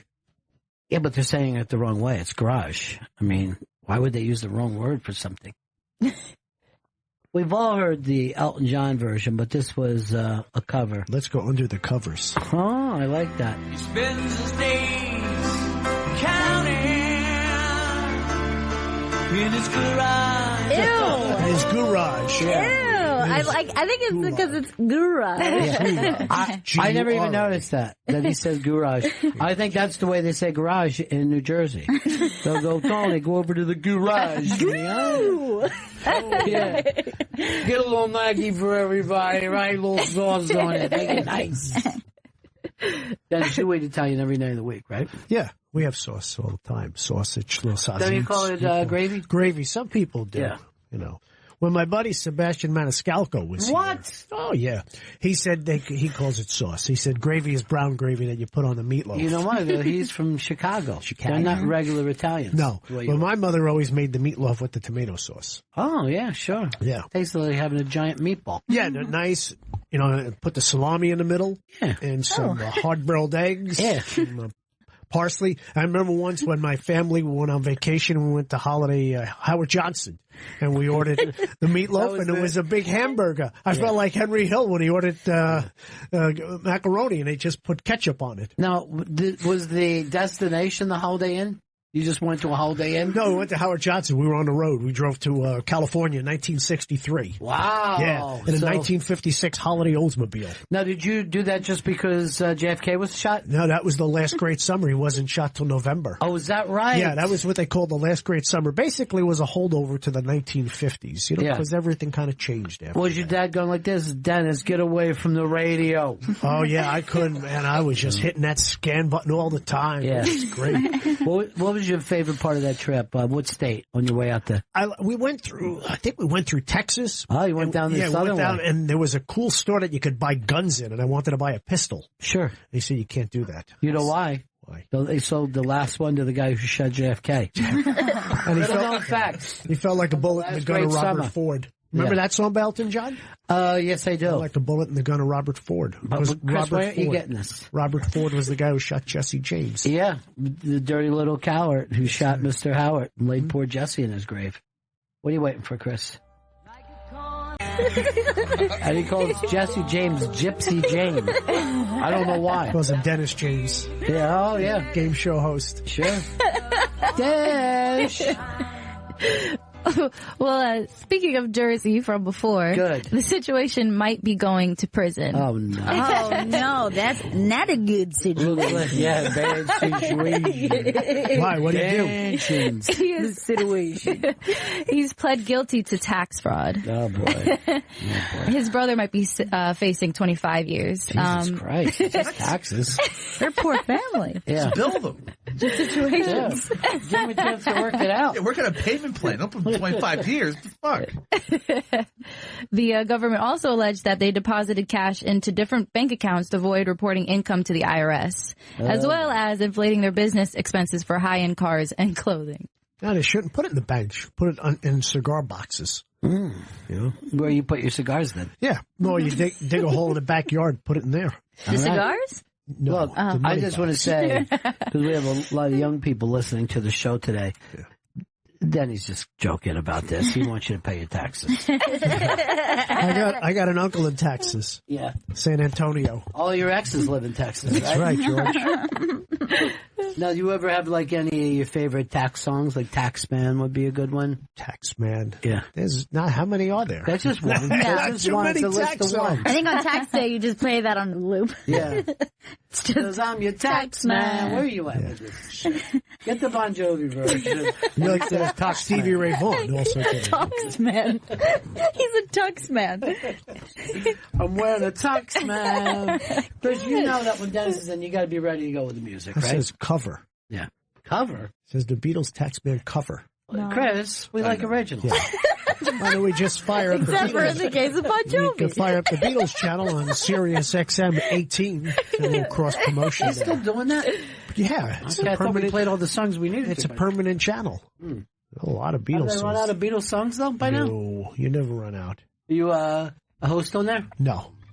Have you ever done your Fab Four or whatever that's called? When you... My Fab Four? No, Yeah. they just bring in celebrities. And it all has to be approved by the Beatles people. Oh, jeez. I had Wow. no idea. Oh, yeah. The Beatles themselves. The Who living was I Beatles. listening to do his Fab Four? I'm going to think about it. My Just, Fab Four. Yeah, just don't pay me no mind. Okay. Don't pay me because it's going to pop into my brain. But they did their... Yeah. What do you got there? Taxman, the original. Why are we talking about Taxman? Situation. The situation. Situation is your lawyer. I can tell you, you're going to do some serious time. Now, not as much as your brother. He's going away for it. You'll never see him. What about the other fellow, DJ? Who's that? Pauly D? DJ Jazzy Jeff? No, DJ Fuck, he's Pauly D. fine. Summertime money. He's the only guy that went to school with Will Smith that ended up doing better than Will Smith. DJ Jazzy Jeff. Okay, popped into my head. Is everybody ready for this? Yes. Paul Reiser. Oh. So I'm driving down the road, trying to loosen my load. I had 7 women on my mind. And Paul Reiser comes in and he goes in my Fab 4. And literally, this is how fucking priceless. I go, well, this will be stupid. He'll just say 4 popular songs and he's gone. It was fascinating. Really? His content? Well, it was the fact that he was passionate about how he was connected to these songs. I like that, and yeah. what the Beatles meant to him. He seemed like he was just the right age to become a young Beatle maniac. Like, probably the oldest that you could be, the youngest you could be and still sit there and, not just go, oh, I like them. But they choose people who do want to do it and have the passion. They're not going to say, here's Help, I like that movie. Right. I'm going to tell you right now, I'm willing to bet in the history of this channel, the Beatles channel, no one has done it better than Paul Reiser. Really? I'm going to go that far. Did you think his choices were unique, or they're just like the way he explained the way it? he was connected, what it meant to him, where he was in his life. That's why. That's how I like to talk about music. Nice. And he's there. He's buying the album the day it comes out. His sister had it. All that kind of stuff. I decided to start a band with my friends because of this song. Yeah. So this was the first song. He was great. The Oneaters. Now, I forgot where I was at. Oh, so I hear Billy Joel doing an album. Yeah. I thought he would be great. No. Really?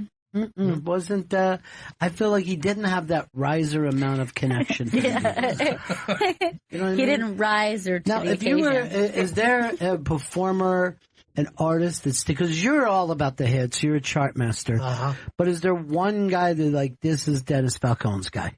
Probably Barry Manilow. Or the Bee Gees. Yeah. I like them.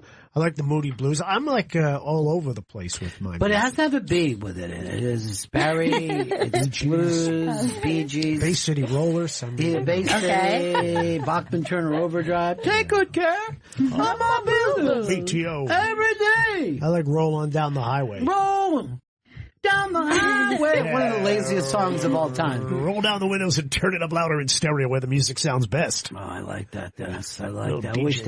I wish the Big Boss Jock thing would come back. That was great, man. That was great stuff. Yeah. We got any more dish? We do. Wow. The Chainsmokers. One of the DJ stars, Alex Pal, his girlfriend. Did she go to Paris? No.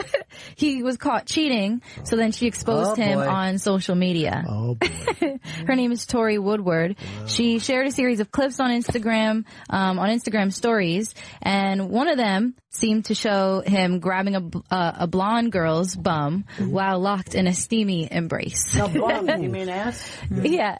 Cheater. Now, are we saying this is sexual assault? This is a Me Too? This is a Time's Up moment? He was just exposed cheating on his girlfriend. Okay, he was exposing himself there. No. This guy should never work again. For being a cheater? Haven't you heard about the cheater?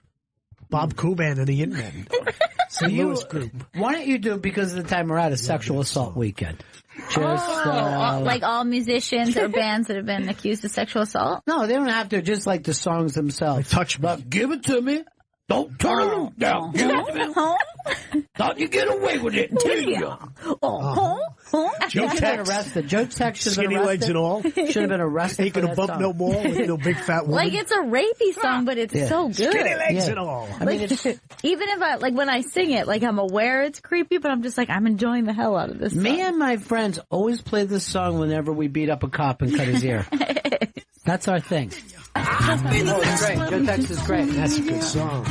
I always thought that Joe Tex was like a lazy James Brown. Just like, I thought you just meant like he didn't have the dance. Oh, we had to dance. Joe Tex could dance. Yeah. He wasn't on James Brown level. But who is? Archie Bell and the Drells could dance. Well, they dance as good as they want to. Yes. You know, they not only sing, because they're from Houston, Texas, they dance as good as they want to. But you're saying two people you would put on James Brown's level of dance? Yes. Who are these two people? Mike Jackson from the Jackson 5, and humbly myself.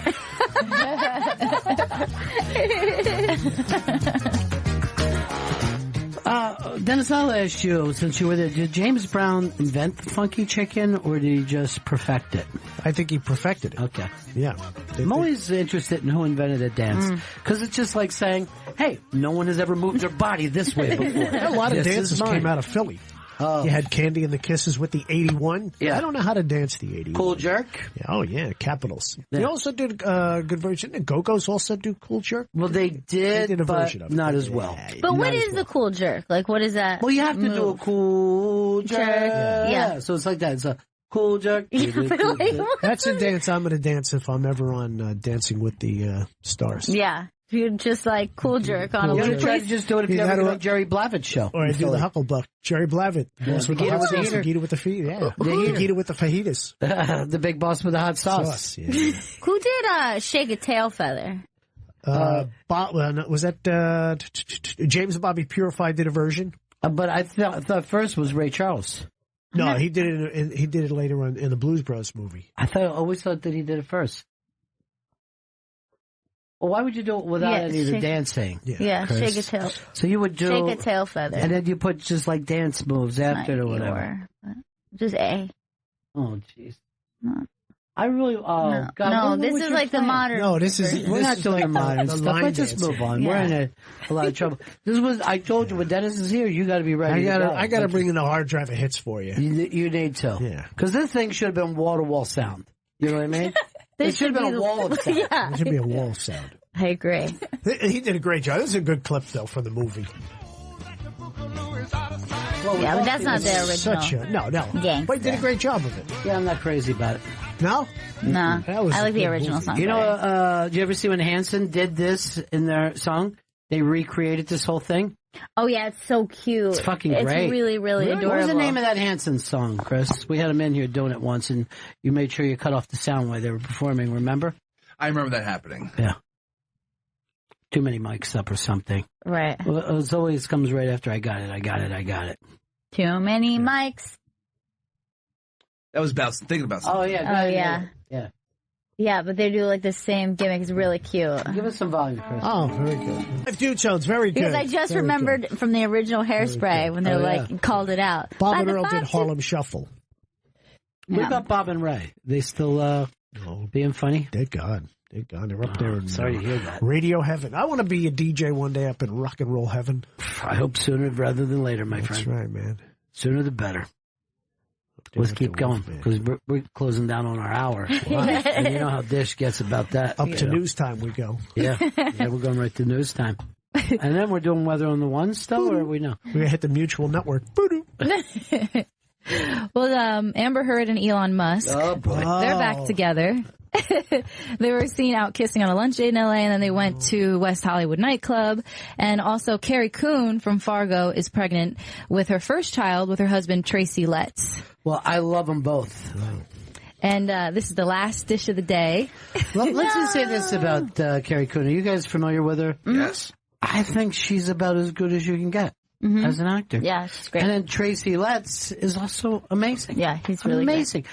And that's not even his first thing. He's a playwright first. Yeah. Wow. So to me, I'm going to call them the Dish super couple of the day. Congratulations. Congratulations, you're the super couple. Yeah. Sorry, Kim and Kanye.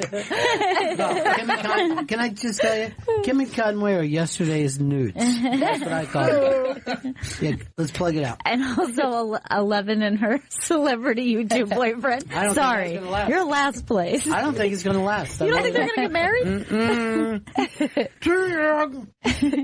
To be forgotten. I had one more dish. What? Okay, yeah, no, let's go. Guardians of the Galaxy director, James Gunn, he offered $100,000 $1,000 to Trump's favorite charity if he steps on a scale. Wow. He tweet said, he's 239. They just say his doctor said he's a little overweight. Yeah. That's okay. Yeah, some have questioned it, though. You've been around since JFK was murdered. Did you ever hear anyone bringing up the president's weight? No. And how much he weighs and how, or even like JFK was very Well, fit, you know though. what it was, Ronnie? That's the time before social media, and we had all these connections, and you know. Oh, it was better days. Social media. Yeah, those were the good old days. Those were the good old days. Some when good old days. Our fucking phones didn't work most of the time, you know? Must have been fun. Nice dial phone. It was great. Yeah. What's your You'd sit phone on number? porch with Plaza some lemonade, 542. sit out there and wonder when the meth was going to show up. Sit on a stoop. And, Now, let me tell you, I'll give you a little James Gunn thing. He dated James Tommy Gunn. Is that his name, James Gunn? Yeah. He dated Anthony Cumia's girlfriend after she left Anthony. Really? I did not know that. Jill? That is quite a dish. Jill Nicky? No. It was the other one, the tall, thin one. She's a model or something? Twiggy? Model / actress. Melissa? Yeah, it was Melissa something. Stanton? McCarthy. Melissa McCarthy. Oh. She went on and I didn't know did. they were together. Yeah, she did a lot of movies with Paul Feig. But I think you're right, something like Stanton. Or something. Stanton, yeah, like Melissa Stanton. And it was like, and actually she pulled Aziz Ansari on Anthony, where she brought up a lot of their personal stuff. Really? Yeah. Guess what? Ant don't give a shit. You know what I mean? He kept rolling down the highway. Yes. Like Bachman Turner Overdrive. BTO. You ever grab that song? And what Guys, about the are 5 out tones? I mean, I never got the Very 5 good. tones. It really bothered me. This week's Dish segment is presented by Dish, ranked #1 in customer service nationally by J.D. Power and their customers, Dish. Tuned into you. To learn more, call 1-844-CALL-DISH or go to dish.com. Is this Bachman Turner Overdrive? Yeah. This isn't the song. No, we said roll on down the highway. You got taking care of business. All right, guess what? Next time Danny comes in, Why don't you want to do a double shot? Twofer. you can't do Jack and Diane now out of nowhere. No. Next time, Vito, you're going to move into this room. Because guess what? Pops is moving a little slow today. Yeah. And even though you guys are wearing the same shirts, all right, Pops and Junior, I'm going to start. Uncle Joe's moving kind of slow at the junction. Petticoat Junction. Sometimes I just want to sit around and watch TV Land with Denny. Just me and him. And is the TV guy invited? I would have the TV guy there. Great. You know what I mean? Teach him something. It's getting you know real what I mean? cold in Nothing, here. you can't teach me. It's freezing in here, and I have to go to the men's room. Okay, go take a nice cold piss. Old man and me, I have to go like 16 times an hour. All right, go ahead. Off you go. Okay, I was on. Now I'm gone. That is Falcone, everybody. Come on. Give him a hand. One day he'll be a rock jock in rock and roll heaven. That's all he's ever wanted. I felt bad about him having to pee by the end of the show, though. Yeah. That was the rough part. It was sad. Yeah, I mean... And like it sounded like towards the end of the health issue, actually. Well, he was cold and unfun, and it wasn't our best dish today. All right, people were saying it's Melissa Stanton, who dated both of them. Mm-hmm. All right, we make mistakes, but we correct them. That's what I like to say here on the old Bennington show. Now we'll break, and then right back. We were gone. We were what? We were here, then now we're gone? I was on, then we were on, then we're gone. Yeah. Bennington. Welcome back to Bennington. Thanks. Suba Agarwal and Diana Dookie are in studio. Suba's working on the new season of the Jim Jeffries Show on Comedy Central, which Best is late night show out there right now. Oh, thank Best you. late night show. That's coming back in March. And by the way, I think it's all the writing. It's all the writing. I go, please, Jim, don't improv. Keep it on the page. And Ayana will be on this season's Laugh Tracks on True TV. Yes. Sweet. And she's hosts the weekly comedy show King Hippo at the Mockingbird in New York City at 8 p.m. That's tomorrow night. Tickets are free and on Twitter at Suba and at A Dookie and on Instagram at A Subhaha and at A Dookie. I'm sorry for that. Yeah. You know, I was just, because you said anything off our Facebook we'll talk about. I just noticed that You said your parents are from Trinidad, so are Jen's. Yes. That's why I got such a good vibe from her. Yeah, Jen. Well, one parent is from Trinidad. I forget where the other one was. I cannot remember. Another island? Yeah, well, she did one of those things. I never heard of anybody like this. She did one of those DNA tests. Mm-hmm. She is 1/3 Caucasian, 1/3 African American or African, and then 1/3 South Asian. Yep. Okay. And then her people somehow ended up in Trinidad. Yeah. That makes sense. Like, my grandmother is half Chinese. How's that happen? Trinidad is such a little place. It is, but a lot of indentured servitude from that side, from India and China. Like what happens in Saudi Arabia and those places now. So they bring them, a lot of the poor Indians ended up there. So my grandfather, his father, so my great-grandfather is directly from India and came to Trinidad. And my grandmother, she's half Chinese, the other half is Nigerian and Venezuelan. And then my mom's parents are from Dominica, which is a small French-owned island. So she's like a quarter white and some others. Yeah, it's amazing that for that small of an island, there's that kind of mixture. It's like a stopping point. It's like It New is. York City of the islands. I had like a friend from high school, same thing, like her family was from Trinidad, but her mom just looked Indian. But her mom, like that's just like where her background. And then her dad looked like of African descent. That's what my neighborhood was like. Everyone was white. In my neighborhood growing up, white. Such a diverse. Yes, it was. It was very diverse. Irish, English. Yes. What happened? Well, it's good to see you guys. So what is happening on your social media now? What is the big story? What are people talking about? God bless me for unfollowing a lot of comics. Really? Oh gosh, it was driving me up the wall because comics would they would talk to other comics about just comic stuff that sometimes you just want to tune out. Right now, I guess everybody's talking about Aziz Ansari. Yeah. Like, that seems to be. Who would have thought? I didn't even know Aziz was even that famous as he turned out to be. But he is way more famous than like Louis C.K.'s story was. Yeah. Well, I think part of the problem is it's almost not a good phenomenon, but if you market yourself as an advocate for women and a feminist, and then you do some shit that's like a little like against who you say you are, people will rip you apart. Yes, that is true. CK never really you never thought like, oh yeah, that's, no one looked at CK doing a joke about jerking off and was like, that's our hero. Like, no. Yeah, right. But I think too, like Grace, the girl who wrote, who was quoted in the article. Yeah. I think she thought she was going to go out on a date with Dev from, Master of None. I thought she was going to get this guy who was going to go to Italy and her life was going to be in black and white or some shit. I don't know what she expected. I'm like, this is a human being.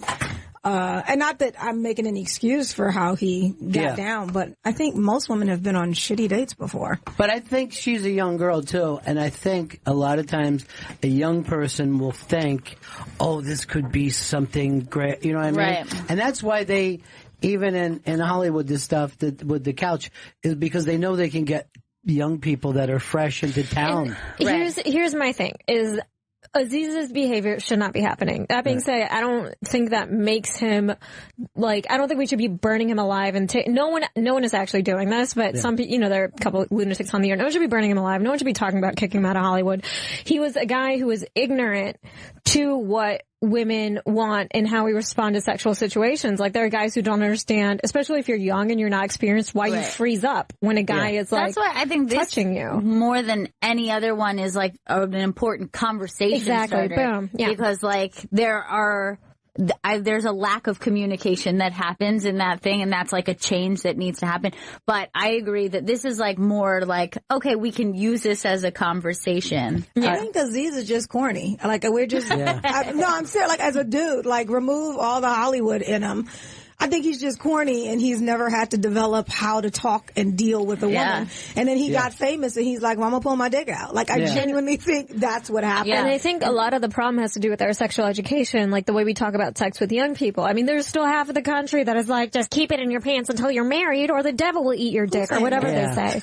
But it's just like, you need, not only is it a conversation about consent, like no means no, it's also a conversation about like, listening to your partner and what they want and not being like, just don't pressure people into having sex. Yeah. I know it works some of the time, but you might fuck somebody up. And then there's an article about you on babe.com, so don't do that shit. You know, the other thing, though, we always say talk to young people. It's so difficult to talk to a teenager about anything. They're just so stupid and mouth breathing. You're just like, all right, just go do what you want to do. But just don't get caught. That is true. Is like when you have a lack of sexual education, then the only sex education that young people are getting is like pornography, and that's not really the best education of like, this is what it's going to be like when you interact with a young lady for the first time. I feel like you guys are keep on saying young people when I've met grown-ass men that still behave the same way. Like, this is not... But that's But even like, my little brother is 16 years old, and he like, I shouldn't say this, but like, he's now discovered porn, and, you know, my stepmom tried to talk to him about it, and he just shuts down. You know what I mean? Just starts making noises. And I get it. My dad, I never had the sex talk. My father was like, Scorpios are sexual beings and you're a Scorpio, so. What the fuck? Literally. That he just put you out there with it, right? Was he wearing a velvet robe? Girl, I was trapped in a Trans Am on the New Jersey Turnpike at 16 years old. I'm still traumatized from that talk. Now, Chris is now he's in a relationship, but before that, you had a big Twitter year. Yeah. And at one point, he came back and told us, and we said, you slept with a mental patient last night. Yeah, he slept with somebody who was only allowed out for a couple hours, right? Get the fuck out. Did you think she had a train to catch? Like, why did you? That's Cinderella. She could only I met her on Tinder. She had a Tinder profile that had no words. It was just a picture. So I was like, this is either catfish or something crazy is going to happen. I meet this girl. She's 20 years old, and she could only meet between 7 and 11 a.m. She was coming from Brooklyn, and so I met her in a hotel room because I didn't want to bring her back to my apartment. An hour? Out by the hour hotel room, or did you go the full 24? I took 3 hours. I took 3 hours. Took the morning shift. Oh, you were ambitious. 3 whole hours. Look at you. And then we made love for 2 hours. My God. And we never saw each other again. But I mean, this girl was obviously something was wrong with this girl because she was messed up. But, what did she do that? Well, she was very, There were scissors stuck in her hair. Cute. Well, she also as soon as she got into the door, she just started snorting Adderall. And, and I did too. God damn, she wanted to be focused. And I did too. And so I said, yes, that's what we're doing. And didn't she show you pictures of her with other guys? Yes, she sent me a picture of her performing oral sex on other men. I don't know who's crazier, you or her. I'm crazy. I'm like listening to this story, like what's happening? Leading up to it, I thought either she's gonna come in with and she'll come in, and then 15 minutes later, her boyfriend's gonna come and beat the shit out of me, maybe rob me, and whatever. You still went along. I still went along with it. But then what was even crazier, because this was just a straight up thing. It was just I just met this girl, we had sex, and then she left, and I never seen her again. But crazy sex? Crazy sex, yeah. Was she yelling shit out? Or? Yeah, she was screaming shit out in Russian, and it was because she's Russian. But I also understand why he did that, because I know way too many, you need to respect your dicks more. Just way too many dudes willing to bang crazy girls, because the sex is great. But come on, that's how you lose a dick. Just come on, man. No, it is. But, it's like a guy who jumps motorcycles. Right. The thrill is there. The thrill. You know what I mean? The thrill is there. The fucking thrill of the Uber coming up to the hotel and her coming out and her being alone and just this is the girl she was pretty hot for she was an attractive for a mentally ill 20-year-old. But that's the funny thing is that you flip that same scenario and you say to a girl you're like, hey, it's crazy sex and it's fun, but then when something bad happens to a girl, it's always like, why did you go with a strange man? And why would you do crazy sex at 7 a.m. with a weirdo? You walked into that one. You know what I mean? But if he ended up getting a hat pin in his neck, we would have said, we told you, dude. We told you. Crazy enough to have a hat pin. By the way, this crazy thing that we're talking about with him is every woman who meets a stranger and leaves with him. That's almost the same thing, because there's more, I would say there's more crazy men out there Yeah. Well, you can tell just by serial killers. Yeah. There's more crazy men than there are crazy women. Well, the other thing, men, for the most part, a man my size is going to be stronger than me. Just period. Right. So even if I say I'm going to just date medium guys, I'm still not going to be able to take them. So Yeah. that's something I always keep in my mind. But I'm also 36 and I think I've been through enough craziness that I've built up a catalog of, I know the red flags as they pop up. It's like, oh, been there, done that. That was circa 2008, and I can just kind of pull them and move with it. And I get it that Grace was 23 years old, but it also sounded like she'd been accustomed to doing all these hookups. Yes, but she was I think that she thought, I'm going to be with a rock star. And when she was going to the date, she was thinking, oh, we're going to live in Malibu and we're going to go to the Grammy. You know what I mean? Like she just had crazy Cinderella stuff in her head. And Aziz just treated her like he didn't give a shit. I'm not trying to be like insensitive, but I read that and she was like, that was the worst night of my life. I'm like, you lucky bitch. I know. Yeah, that's true. I know. Although I will say, I don't care how hardened you are. Somebody suddenly sticks their fingers down your throat and go, I did not see that one coming. Several times, dude. Like, why are your fingers in my mouth? Yeah, like seriously, we live in New York City. Do you know how nasty this city is? Yeah, You're just sticking your fingers in my mouth? Your dick is actually cleaner. It is. I prefer it. 100%. No one's holding a subway pole with their dick. Yeah. So. Well, Vito's the only one I don't trust. Suba Agarwal and Ayanna Dukey are in studio. Suba will be working the new season of the Jim Jeffries Show on Comedy Central, which is coming back in March. And Ayanna will be on this season's Laugh Tracks, which airs on True TV. And Ayanna is hosting the weekly comedy show King Hippo at the Mockingbird in New York City. That's 8 p.m. tomorrow night. Tickets are free. Now, how did you guys meet? Just here in the city, or? They always pit the Indian girls against each other. Yeah, the first time I met Suba, I just moved to New York and we were at an open mic and she was, young and happy and bubbly and she was like, it's so good I've to see never been happy. You were happy that day. That specific spring day. You said, it's so good to see another brown comic. Another brown lady comic. I was just trying to impress you. I was trying to lure you into my depression web. I'm like, be my friend. Do you get depressed because you don't see? Oh, all the time, constantly. I'm a miserable person. Really? Because every time I see you, I think, oh, she's always so nice and she's always so happy. But inside, you're like, oh, God. I was just dying, Why just screaming. bother? This entire time, I've just been screaming in my head. Yeah.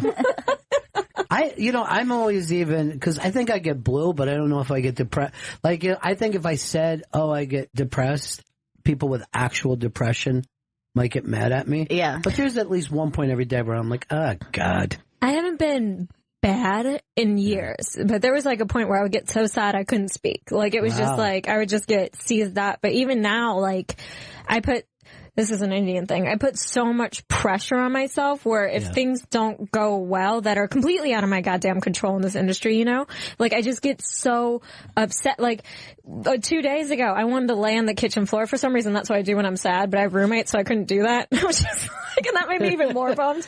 I'm like, where am I supposed to? Where am I supposed to be depressed? But it's an Indian thing to put pressure on yourself. It's a lot of a first world, for a first generation American thing. Where, my father fought in Vietnam. That's how he got citizenship here. Mm-hmm. And it's a lot of pressure in a sense of this was the first time he ever bragged about me. Like when I got the writing gig on 50 Central, like that was the first time. Like, and I've been doing comedy for like 12 years, so because I was an engineer before that. And that's what you do. You come here and you get a good job, doctor, lawyer, engineer. If you want to really freestyle it, you might be an accountant. But that might be acceptable, but that's what you do. And they put a lot of pressure on you because I guess in a sense they've given up so much to come here. Sure. Yeah. And they want you to have a good life, but they just don't know how to like show their love. But it's so fucked up. Yeah. It's like, that's a tremendous amount of pressure. Sure. And they're trying to live their life through you. Right. And it's the most obnoxious shit. Like I thought of my mom like crazy. Like, cause she got married in the middle of her exam. So it kind of like affected her, her standing in college. Like my mom is like a genius. She's a brilliant woman. And then she was a lawyer in India and then she came here, lost her law degree. So she's working as a paralegal. Like she had to sacrifice so much for family and to give her children a better future.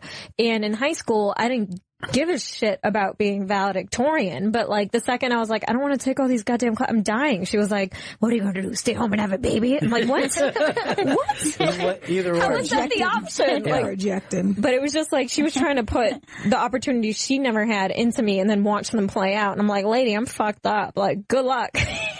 So both of you, even deciding to do comedy was a major leap, unlike for most comics. You know what it reminds me? I dated a comic when I first moved to New York, and he was depressed, as most of us are. And he said to me, I said to him, my therapist used to always say, don't let your do be your who. Don't let what you do be who you are. You need to have your own identity, blah, blah, blah. So I'm trying to like really build this guy up, and he says, look, comedy might be what you do, but that's who I am. And don't, so, and I said to him, I was like, dude, you just quit being a janitor on the Jersey Turnpike to do this shit. Yeah. I stopped being a whole engineer. I sold a house. I like moved all my shit from Maryland to New York. So if we're going to talk about, we're going to play the Struggle Olympics game, I win. Because I mean, and a lot of times it's interesting to see comics, and I'm not going to shit on anybody that didn't go to school or take the track that Soup and I necessarily took. But sometimes people look at you if you've had a career outside of comedy that's a legit career, and they look at you like you're not as serious, or, you haven't sacrificed enough. And it's like, yeah, I know what life is like, being able to pay your bills. Mm-hmm. And now I don't. Like, that's even worse sacrifice than never having had. Right.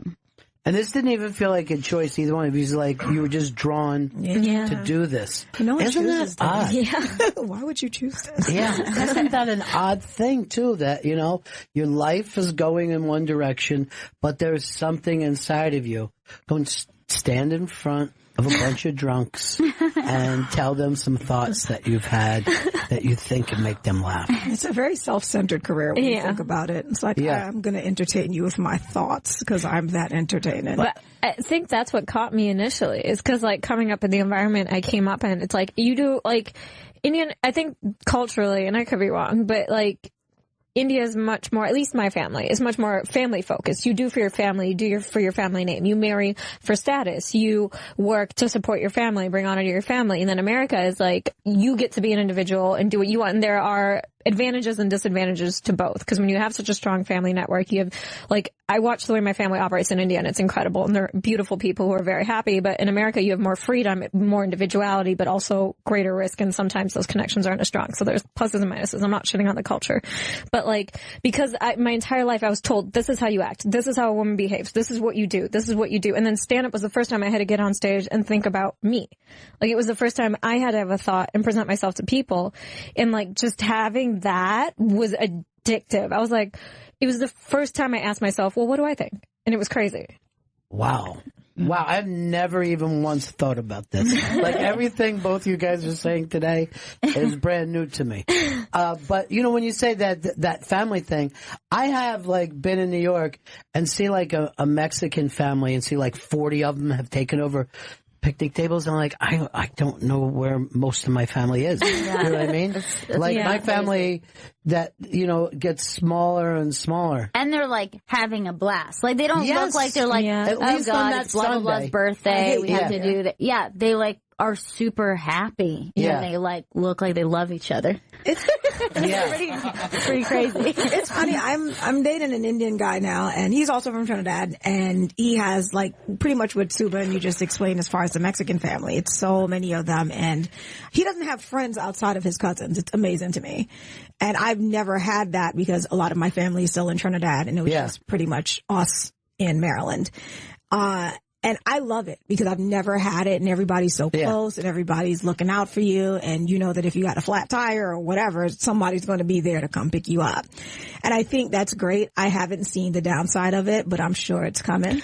It's like if you do something that they consider selfish, like this career, like it's like I don't know if I'm going to be making money in 10-15 years. I don't know if I'm going to be able to take care of my family the way they need to be taken care of. So that's a selfish thing. And the second you start doing something that's like not in line with what they want, like as a family union, it's just like that's your whole world, that's your whole network, and it like turns against you. So it can be a pretty negative thing. So it's kind of hive thinking. This is the way we all think.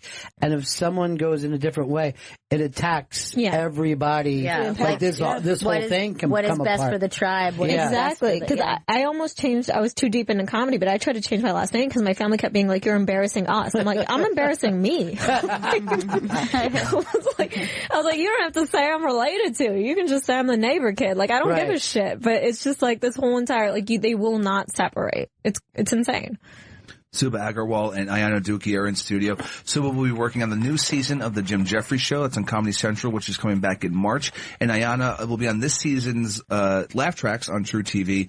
And Ayana also hosts the weekly comedy show King Hippo at the Mockingbird, which is happening tomorrow night at 8 p.m. Tickets are free. On Twitter at Suba, on Twitter at Dukey, and on Instagram at Subhaha and at Dukey. Now, by the way, we were talking about comedians being self-centered, and it's always funny to me that stand-ups never see the whole show as a whole show.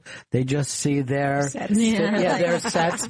So they don't give it. Yeah, a good night means they had a good night about it. Yeah. It's not like did this audience get a great show from start to finish? Right. They don't think like that, or they don't think like, hey, someone owns this club.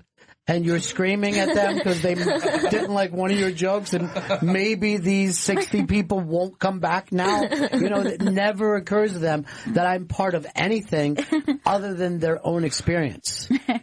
Obviously, it's not true for everyone, but a lot. Comedy is like tennis. I think that's one of the things that's one of the reasons I got into it, because it's not like football or basketball where you need a team. Yeah. It's very much you on the court by yourself against an opponent or an audience. I don't like thinking about the audience as an opponent, but sometimes it is. The only time I've ever thought about like, how is this show overall is now that I'm hosting a weekly show, because I need it to be. And my co-host, Mike, we play this horrible game, which is I book two people, he books two people, and then we pit them against each other. Not like to their faces, but like I had the stronger two comics this week. That's great. And that's horrible. We're doing the same exact thing that you just said. Yeah. We're just projecting onto other comics. But it makes for a good show. Yeah, it does make for, like, that competition can be good, but not when it comes down to not caring. Right. You know what I mean? Or you see a comic, somebody will be killing, and you'll see another comic furious. They're furious if the room is dying, and they're furious if the room is killing. They think that there's a finite amount of laughs, and it all got used up. You took all their laughter. Yeah, all the laughter that I should have gotten. Why didn't you put me up next? Why are you putting up this person? So literally, I'm learning a lot about these other. Is Jen over there now? Yeah, she's here. Does Jen know that we got the Trinidad connection? Yeah, I do. Did you know about that beforehand? Yeah. But why didn't you say something? You don't bring it up. I don't really bring it up that much. Yeah. You know why? Because normally she plays on the black team. That's her thing. When people ask which you are, you would normally say black, right? Well, I do say like Trinidad, and my dad's from St. Vincent. Okay. So, that's a small island girl. Yeah. But I feel like I've adapted more to black culture, even though I practice Trinidad culture and Caribbean culture, but like I have more black friends. And you know what? I think every minority culture that comes here relates to black culture first, though. Well, I think that's what you see on TV. Like, even, when I go back to Trinidad, it's funny because I'll see, like, my cousins asking me to bring them Timberlands. And I'm like, it is 80 fucking degrees here. Why are y'all wearing Timbs? Like, why are you wearing, y'all need to turn off MTV. Yeah. I'm not bringing you a North Face. Like, it's literally, y'all are on an island. You're not wearing bubble jackets, and there will be people wearing bubble coats in Trinidad because they see it on TV. And it's like, stop it. But even like Japanese kids, they'll just get immediately into black culture, and you're like, you guys are Japanese. Yeah, but you know it's what I mean? like you got your own thing. It has something to do with like that kind of fun outsider culture, but yet it is the main pop culture. And that's the thing. It's like you realize you're not white. And then you're like, well, I'm not Japanese like my family. And then you feel like you're other. And then in America, it's almost like borderline binary. At least it was for a long time, where it's like these are the two main cultures. You're like, if I don't identify here and I don't fit here, it's like, fuck it, I'm gonna be other. And then it just looks real weird. Were you thinking that when you were a little kid, though, when it's that confusing time, like, who am I? How do I fit in? I'm completely out of my fucking skull. I don't like, I change accents mid-sentence. People have like pointed that out to me. Look at me. I'm looking at you for confirmation. I do this shit. Like, cause it's like, and it's because I grew up around so many different types of people, and every group I was a part of, I tried to sound like them. Like, that was a distinctive thing I did as a child. I wanted to speak like they spoke. And now as an adult, it's fucked up my language. Like, I'll just be like, why did you sound like you were Jersey from a second? I'm like, I don't know. I don't know why I said that. I don't know why I said coffee. I have no idea what's wrong with me. It's just coming out. That's what happened in the first Blade Runner. Remember, it was like, I don't know, it was some kind of gutter language, Chinese, Spanish, whatever. But that is the weird thing about America, is like these languages change all the time. Mm-hmm. If you go back and watch New York in the like 40s and 50s, there's a whole different way of talking. Yeah, than there is now. And they say even now, kind of regional accents are becoming less and less because we've become just more aware of, society.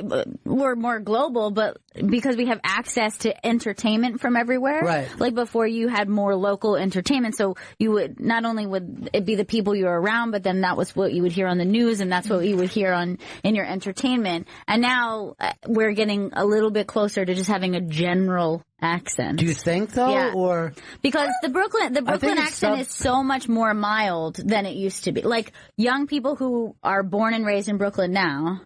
Yeah, because that old accent isn't here, but maybe people are developing like a social media, whatever subgenre of social media they pick. That's who they'll talk like. I don't know. You speak like the people you're around. So I was born in Brooklyn, and I grew up around nothing but West Indian people until I was 9. Mm-hmm. So I sounded like a Brooklyn Trini, which is a very specific accent that's different than just a pure Trinidadian accent. Yeah. Moved to Maryland, which is south of the Mason-Dixon line, and I turned into a Southern girl until I moved back here, and now I'm around more Trinidadians. And I'll find myself saying certain things. So it's funny how you but most people, if you heard me without seeing me, you would assume you're talking to a black woman. Mm-hmm. And that's because I grew up in PG County, Maryland, which is nothing but black people. Right. But I still think that something about how you talk and slang and different slangs from different regions will always be there, because I know people just love being where they're from. Yes. They just love repping their city. They love being like, I'm from Philly, I say John, and that kind of stuff. But then the other thing is too, because we move around more than we used to.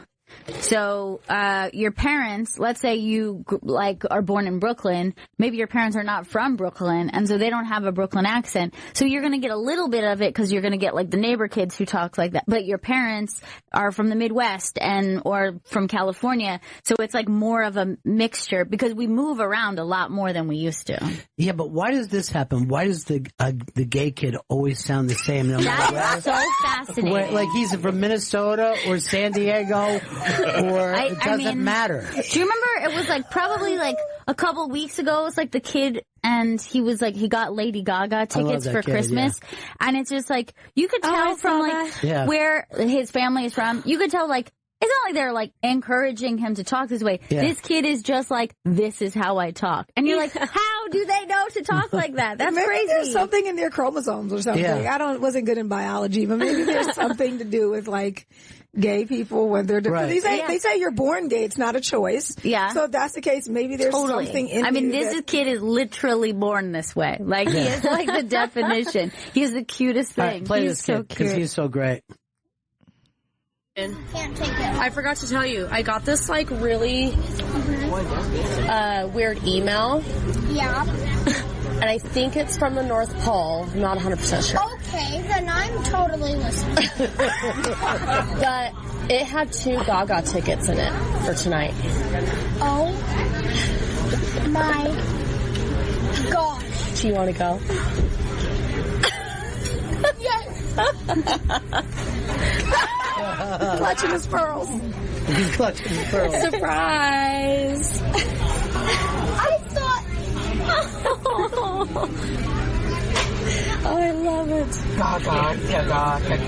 Now, he's doing this thing. Right in the have my day since my frog in my classroom died. Oh my God! His frog in his class. But like, how is it that you're young enough to still believe in Santa, but then you're like, okay, I'm listening. Santa sent an email, give it to me. Like, you know what I mean? Like, you're still young enough to believe that setup. So cute. And how did we not know that Mateo Lane had a son? How did that get by everybody? Yeah, you're right. Like, he's with his older sister, and she doesn't. Yeah, it doesn't seem like they're would encourage that or something. It just seems like they're just like, oh, this is how this kid is. What is the whole thing of I'm overwhelmed and flat? Because I've never done that in my life, and your mom does it all the time. Yes, and okay, so my best friend from elementary school was gay. Yeah. Or he grew up to be gay, and he was just clearly going to be gay. But he used to do that all the time. He'd be like, oh my God, I'm freaking out. Yeah. That's like nothing another boy in my class would do. Yeah. Like, where does he know? Why does it even feel better to do that? It like calms you down somehow? I don't know. I'm not really sure. Lady fanning. Yeah, oh so like, yeah. Oh my God. Without a fan. It would be better if you had a fan like down south. Suba Agarwal and Ayana Duke here in studio. He's plugging stuff. It's one of his plugs. Suba will be working on the new season of the Jim Jeffries Show on Comedy Central. It's coming back in March, and Ayana will be on this season's Laugh Tracks, which airs on True TV. And Ayana hosts the weekly comedy show King Hippo at the Mockingbird in New York City. It's 8 p.m. tomorrow night. Tickets are free. Try to guess which two comics are best. And I shouldn't have said that. Mike and I said we would keep that to ourselves. But how does it feel to know that the Jim Jeffries Show is working? Is everybody all excited about that? Oh, yeah. Everyone's thrilled. No one knew whether, the world was going to want another show. Yeah. That was like, because there are a lot of, but it's like politics are so relevant now. Yeah. And Jim has such a unique voice that I think it works. Well, he is funny, for real. Yeah, he's hysterical. He puts funny first, and I don't know. When I turn on some of the other shows and they're like, let's just drop everything tonight because what happened was horrible. I'm like, that's a little bit lazy. You still got to go for the gag here. You still got to make a funny show out of it. But it is constant, isn't it? Like the news. Oh yeah, there's never been a time where people talked about the president every day. Literally. Yeah. Whether they love him or hate him. Yeah. It is exhausting. I also go in waves. Like sometimes I'm just like, I can't believe this is happening, and then like other times I'm like, no, I'm just gonna not do that today. You know what I mean? Like people will start to talk to me about something, and I'm like, I can't today. Like this, I'm just gonna shut it out. Yeah. But who can do it every day? Him. There's something to learn there. That guy, I mean, he gets up and does it every day. Yeah. Whatever it is, as crazy it is, something is going to happen the next day. He's able to drop today's stuff. Yeah. And move into tomorrow's craziness. But it is exhausting. And that is the thing, is like, you could get obsessed about something, like for whatever reason, you're like, all right, I can't believe he just tweeted this, or he's just made this statement. But then like, he'll top himself 12 hours later. So what is the point? Like, it's just going to be another wave of exhausting. I start wondering, is he doing it on purpose? Like, is this a plan that he has, that he's executing, and we think that he's crazy, but he's like, sometimes I just want, because I was like, I can't imagine that somebody is this unaware. I'm not even going to call him dumb, just unaware of the things that he says. Right. I just think there's something deeply broken about him, because he's shot himself in the foot several times, which is why I don't think it's a strategy. Because I'm like, if this was a strategy, he wouldn't have done that last shit. You know what I mean? Like, even when it comes to the Muslim ban, like, he was hurting himself with his own tweets and his own statement. I think there was even something up on the website. Like, if this was planned out at all, these morons would not have done like a lot of what they did. I definitely think he does make quick emotional decisions, for sure. But I do know what you mean. Like, I feel like there has to be a thing that there is like, well, I mean, like the NFL thing, when he starts to bring up kneeling again. Right. That's like right after he's just done something insane, and now we're paying attention to what players are kneeling and what players aren't. You know what I mean? Knelt in a while.